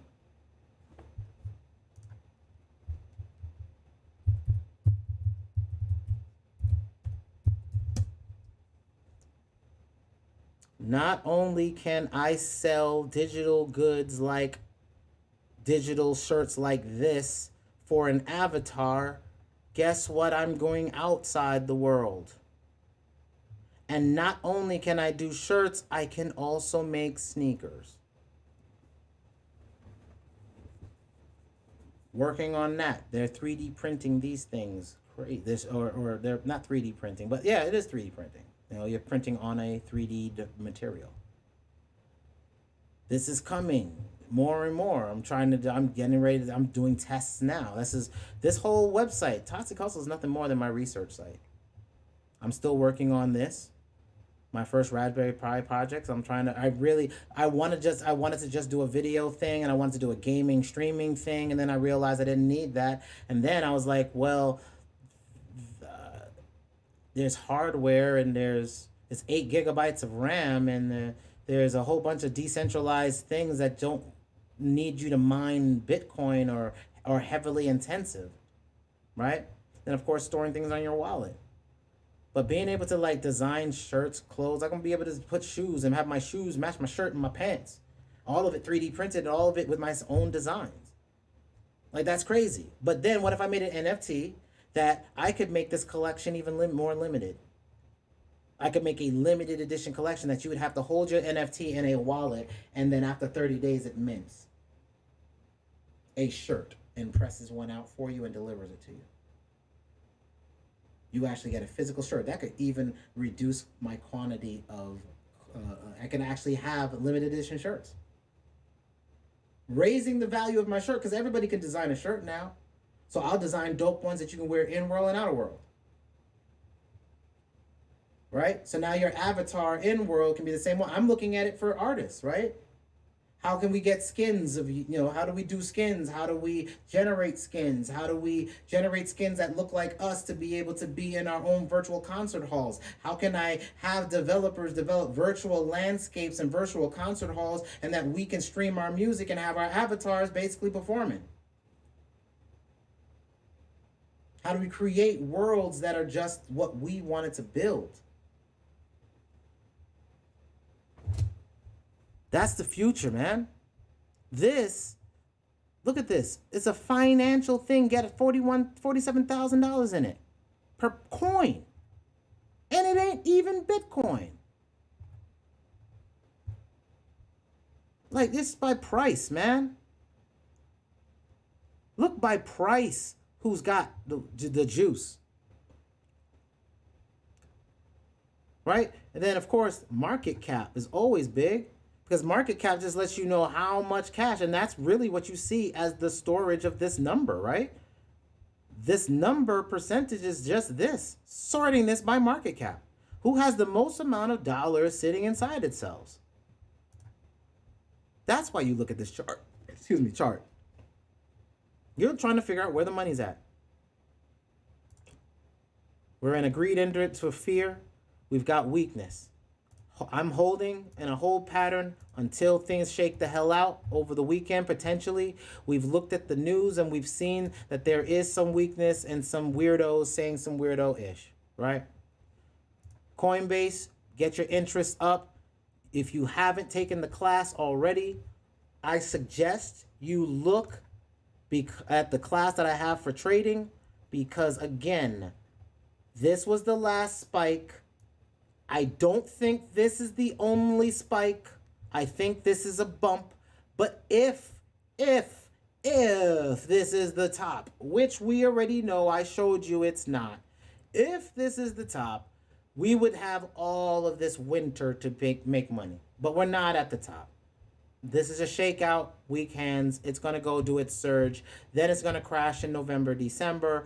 And then we're going to have our crypto winter. And then you're going to sit with your bots, letting it play and looking for the right technology and getting your assets deeper in play in all of these digital zones while we sit out winter, waiting for the next run up so that we can go ahead and make more capital off the quote unquote speculation. But all the way, you're making the trades like this. Why did I invest in this? Is it because I like the thing that I saw on the other stuff with it? And plus it's trading, I'm getting percentages. I get to hold the coin as well as make more BTC. My job for this asset to be a fund manager is to make sure my fund earns more funds. Do your due diligence on everything you decide to do. I've looked at some of these, and again, I jump into where the money's moving pretty fast just because I'm used to doing it, and I do my due diligence as I pretty much fly. And like I said, I see the news, and I use the news as a way for me to kind of move in and out of these markets, right? And I don't think I have any new news right now.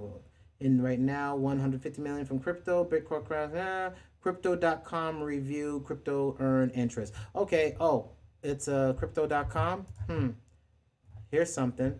I'm gonna do this before we roll out. I'm gonna see. And remember, I tell you I like exchange coins, right? So look at KCS or KSC. No, it is KCS. Kucoin, right? Let's open that in a new window. Kucoin is the Kucoin exchange coin token, right? If you look at Kucoin's price and you look for its all-time, like it has the max, let's get it to the max. You see at one time, November 2020, Kucoin was trading at 83 cents. Kucoin is currently trading at $7.23. Kucoin was at $18.55. I am grabbing as much Kucoin as I can because it helps me with my trades with my robot. Plus, I earn interest on this holding it in the Kucoin wallet. 13 point something % right now. Right? So exchange coins, since I'm going to be on the exchange, since I want to be able to get my exchange fees lower, you go on KuCoin, you can use KCS to lower your exchange fees down. You can buy coins cheaper than buying what the fee is if you buy it with Bitcoin. So KCS, I want that coin because over time, could KCS, an exchange coin, end up being like BNB, another Binance coin, another exchange coin? And if you look at this exchange coin that's running smart contracts and doing other things like this and is used on their exchange to do other things, you can look at the 1 year time span and see that again in January this year it was $41. We have had a snitzeling to $261 off of its roundabout high of $600. Am I getting this coin? You're damn right. I'm earning it in interest on the exchange. KuCoin's in the link in my description, man. Go ahead. KuCoin's link's right there. Get it. That is where I have my bots trading right here. That is where these bots are trading. And if you notice, my bot here to my bot here. Coinbase, I like Coinbase. I'm spying. This one, you can't see it. Y'all know my other one. I'll show it in another video, but I always try to keep this one open. But I like also keeping this one open because I like you to see the high percentages that happen. But just like I do here, I can use this to see if a coin's pumping. It's my way of spying on the market. This is another data point for me now.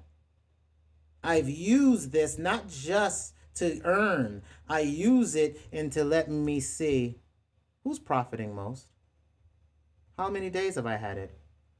Who's my shortest day in the pump, right? So 4 hours, 4 days and 4 hours, 4 days and 5 hours. Ooh, FXX made me the most money. Could I shift funds over there? because I'm at 15 bots, right?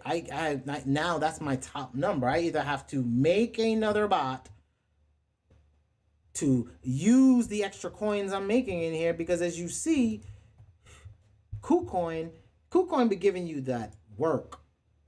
Look, 77%, 65%. That means at bare minimum, you're making at least 1% a day.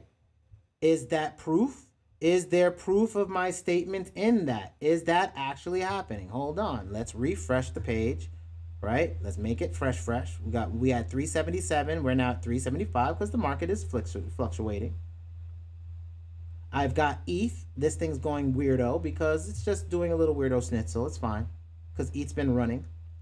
But I want more ETH on this play. I got $10 more ETH on this play, right? That's an ETH play. I've got my Bitcoin playing here, right? So I've got this playing. So I've got all my, so what's my average, right? Like I said, 2, 2, 4, 3, 3, 5. That's the average daily. Average daily. That's how much bot it's made. This is the change since I made a purchase. It's 14% up since I bought, but we made 16. It means we got some more earnings out of this. How do we know that? You can quickly see it went up, it's playing sideways. It went up, it's playing sideways. As it's playing sideways, we're just jacking those interest payments into your pocket. And as you can see from Kucoin, you're pretty much hitting a strike no matter where you hit. I'm just careful at which coins. And these, because I don't like I'll hold on to, because I understand that's telecommunications, Telcoin. So I have some and I've been trading on that. I already earned my money. Oh, how do you make your money?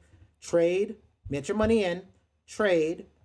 Once you've earned your interest, flip your interest into a new trade. We did that. That's how you make free money. How you make free money is not making it, you earn it. Not buying into it, you earn it. I'm taking my earnings, and as my earnings earn interest, I flip that earning, my BTC, into another coin. I have more BTC being earned than I have USD. As this keeps going, I should have, if I type here, USDC, that's US dollar coin. I'm doing USDC, not USD, because I don't want to go to fiat. Fiat triggers a more solid taxable event. USD dollar coin, right? Hit that, you see we got ADA, which we're already trading. GNT, which we're already trading. CV, Civic, which we are trading, but no, we aren't trading. Hold on. And it looks like if I adjust my grid lines, I can actually get into this trade. We're doing this live. Hold on. Which one is this? Civic? Hold on. Is DNT available? That is too. ETH to USD. No, can't do that. Don't make enough there. Mana. You need $200. Hold on. Because we just talked about this, right? Let me see if it's going to let me. I want 198. Because, Mana's Decentraland. Nah, I can't even get in. Okay, I just wanted to see. Loom. I can get into Loom, but that's still low. I don't really want to mess with that. And Basic Attention Token is the browser, and I can't seem to get into that one, nor do I want to. So I can either get into Civic, which that is how I believe the dollar coin is made. Is that the USDC is made by Civic, I believe, or Centra or something. All right, I have to look at that. And then DNT, right? So Civic or DNT? Hold on. Let's look at these two real fast. And then I'm going to be done with my trading, and then I'm going to have to get up off this live stream because I'll be on here all damn day, and I have been. I'll just keep hitting y'all with damn stuff. All right, so CVC, Civic, 177. Civic is Ethereum circulating using blockchain in an unprecedented way. Civic is more than just a coin or cryptocurrency to trade. It's identity verification platform. Identity verification. All right, some type of identity verification. All right. Let's see what that other one was. That was DNT, correct? Let's see what DNT is. DNT is District OX. Hold up. Hold up. Wait.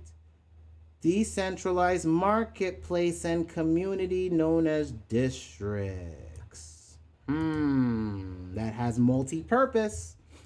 Open source framework, that means it can be done with all of us being able to get in. It's powered by smart contracts. Okay, so it's on Ethereum, so it piggybacks off Ethereum.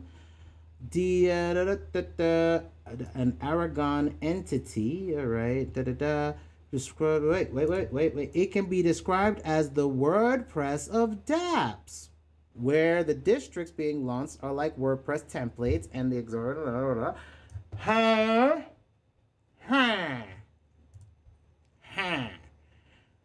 You know I like WordPress because it's open source and I was able to make a business out of that, right? If I could invest in WordPress if it was a blockchain, would I? Yes. I don't know if this is or isn't. I don't care if it actually is or isn't going to pan out. You know what I'm going to do? That's why we put robots on stuff. We don't need to care. Is there volume? Let's look at DNT, right? Let's look at DNT again. I just closed it by accident. But let's look at its volume. Trading volume is about 17 million. That's good. It's got good trading volume. All right. Screw that. I think that's enough for me to know. It's got volume. Right? Then we're got to go to this is our portfolio that we used inside of our trade, inside of our for those of you that are just jumping in, intro to crypto bots. I made a bot. I taught you how to do this bot.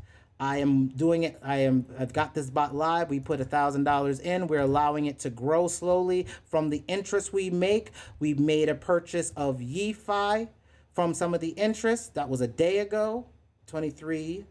GNT, we also made a purchase of GNT with some interest about a day ago. So we got a USDC and some BTC, right? So now we've traded BTC. We got something again. We took some interest today, and we took some of that interest and got some more. We're getting some more BAC with BTC, with this. And since we just looked at USDC and we just saw that DNT was available because I can adjust the grids, which I am actually going to then adjust them down to, I want it's 24 grids. Ooh, this is going to be tight. Tight. That's what you know. Yeah.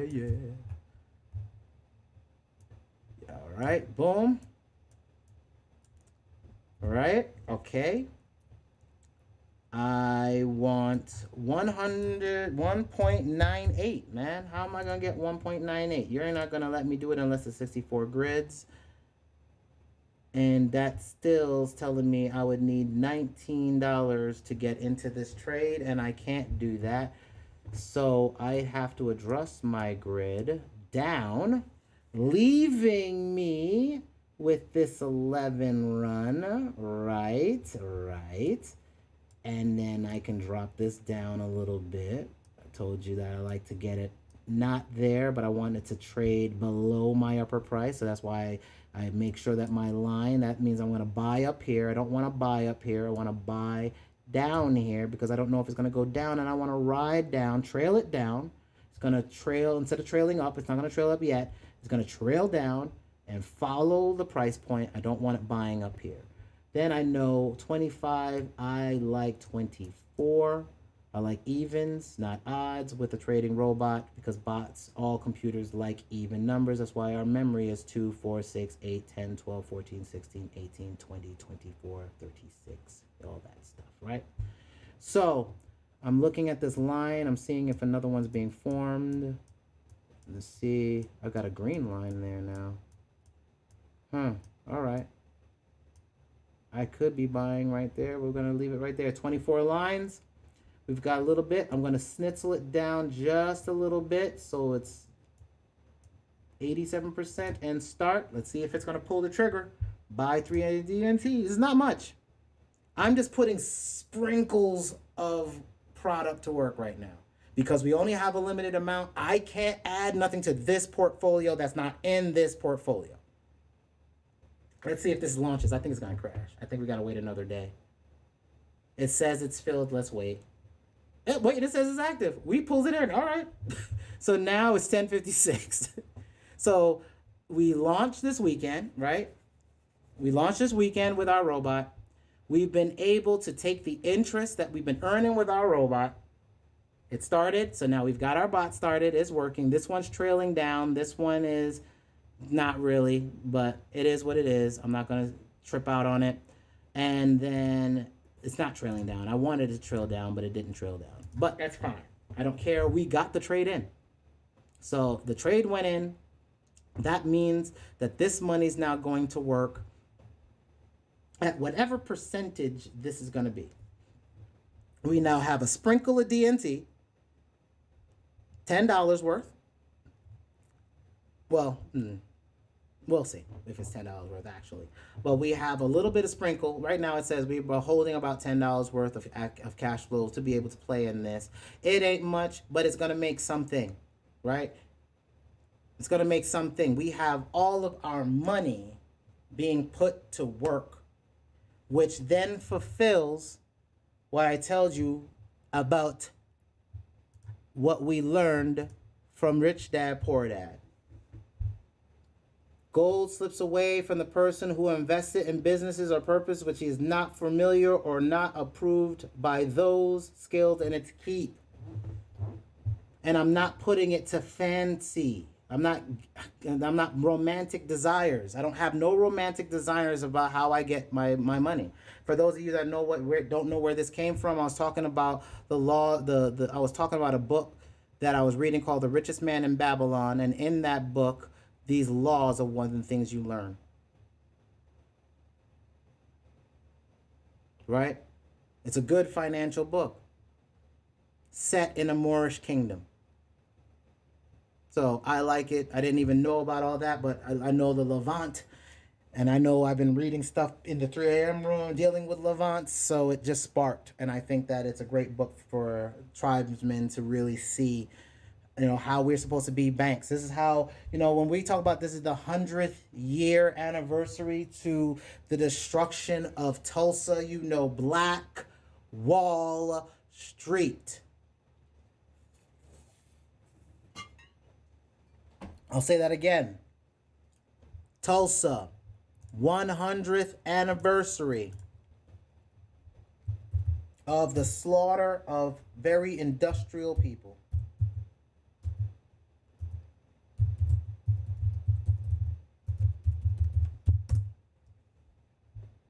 $100 years later, one day ago.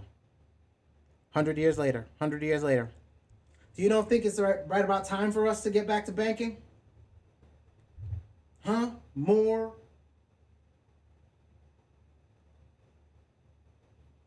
You don't think it's time for you to become bankers again, guys? Huh?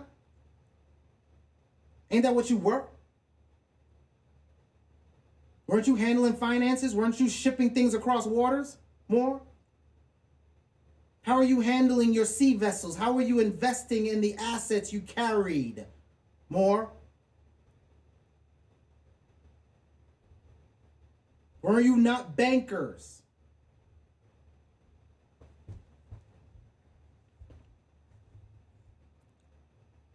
A 100 years ago, it kind of said you did. So what are you scared of? Why are you scared of money? You scared they're going to take it back from you? You scared they're going to burn down your neighborhood? Your neighborhood ain't in my neighborhood no more. And they don't know your name. They know a number of a wallet. Especially if that wallet's on a decentralized exchange. And especially if that decentralized exchange has no know your client type beats. KYC. You have to mail in those IDs to those exchanges like Coinbase and Kucoin so that you can, withdraw large sums of money. They need to know who you are. That's called KYC. Every bank has that.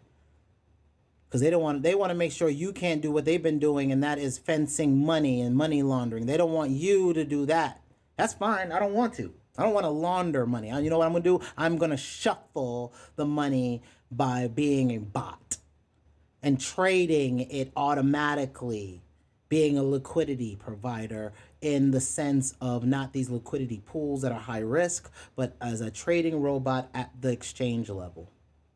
And get my percentages off the top of the trade.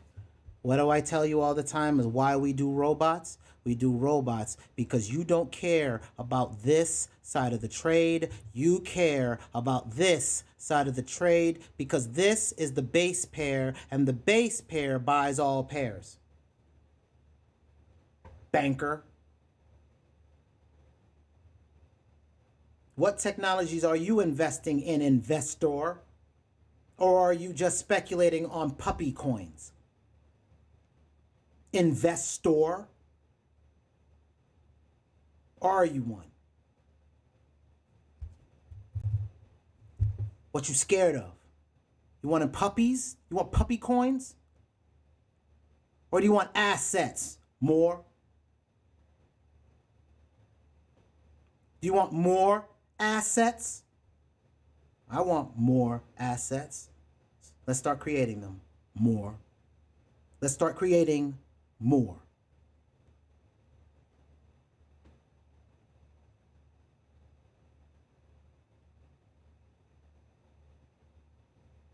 Your banks are digital now. Your wallets can be offline. You don't have to be stored on their servers. I have cold storage off premise. Keys stored off premise.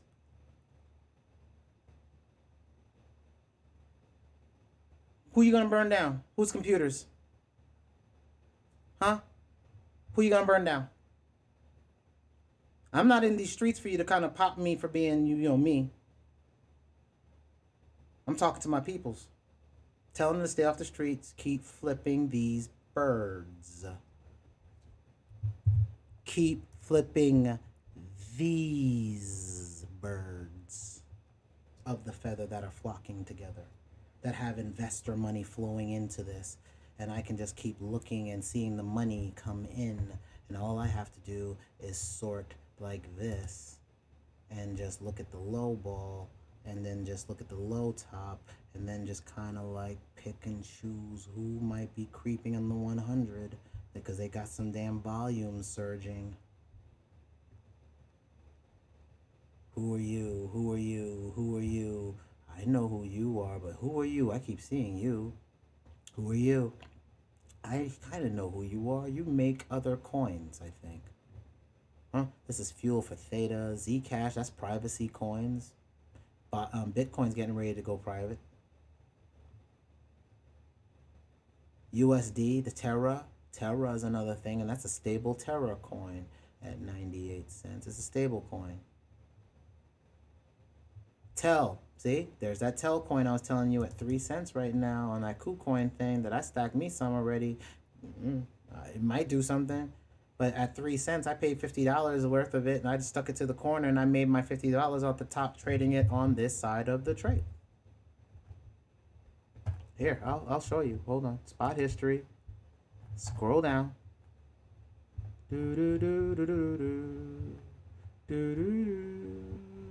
It's last month then. Hold on. Oh, shoot. This is last month. Let me get last month's numbers up. We went from April to here. Let's see. Nope, that was still BNB. I know I bought some Tel. I'm not lying. I was not lying to use. Oh, I bet you I know what I did. It is on the other account. It is on the Coinbase account. I was sniping Tel. Yeah, I sniped it. I sniped it because the Binance is here. Yeah, I sniped Tel. It was a high risk, and I sniped it on another one. I can't go into that one right now. I'd have to close out this, and I want to keep this open. I still haven't even gone through these because they've been generating so much money, and I haven't even cleaned this out. I don't even know what's good or bad or who's at the top of what key right now that I need to move my bots down. Like, this is really feeling like, oh, this is old. Hold on. Like here. Like GMB.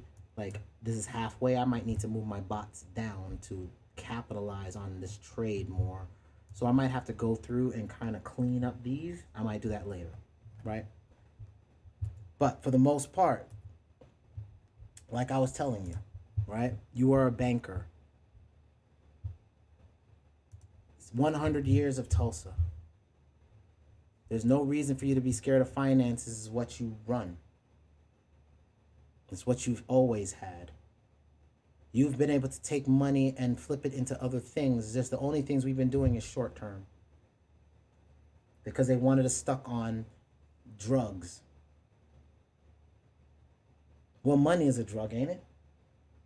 Last time I checked, I saw a bunch of people addicted to money and addicted to being flossy and addicted to a lavish lifestyle and addicted to debt and addicted to jumping off of buildings because they lost their shirts.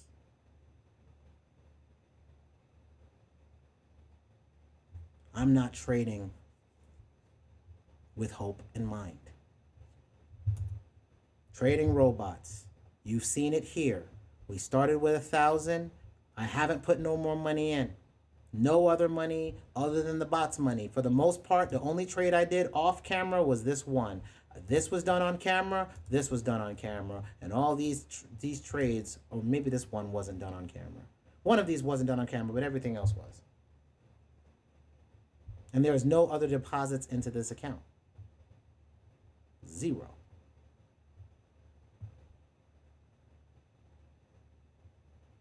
Trading.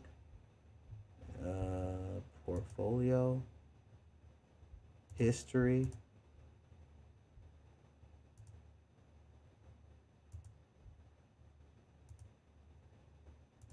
I can't see deposits.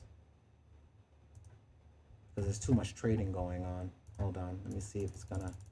6. Boom. Buy. I came in. I bought BTC. So that I could begin trading the things you see here. And then for the last few days, it's only been...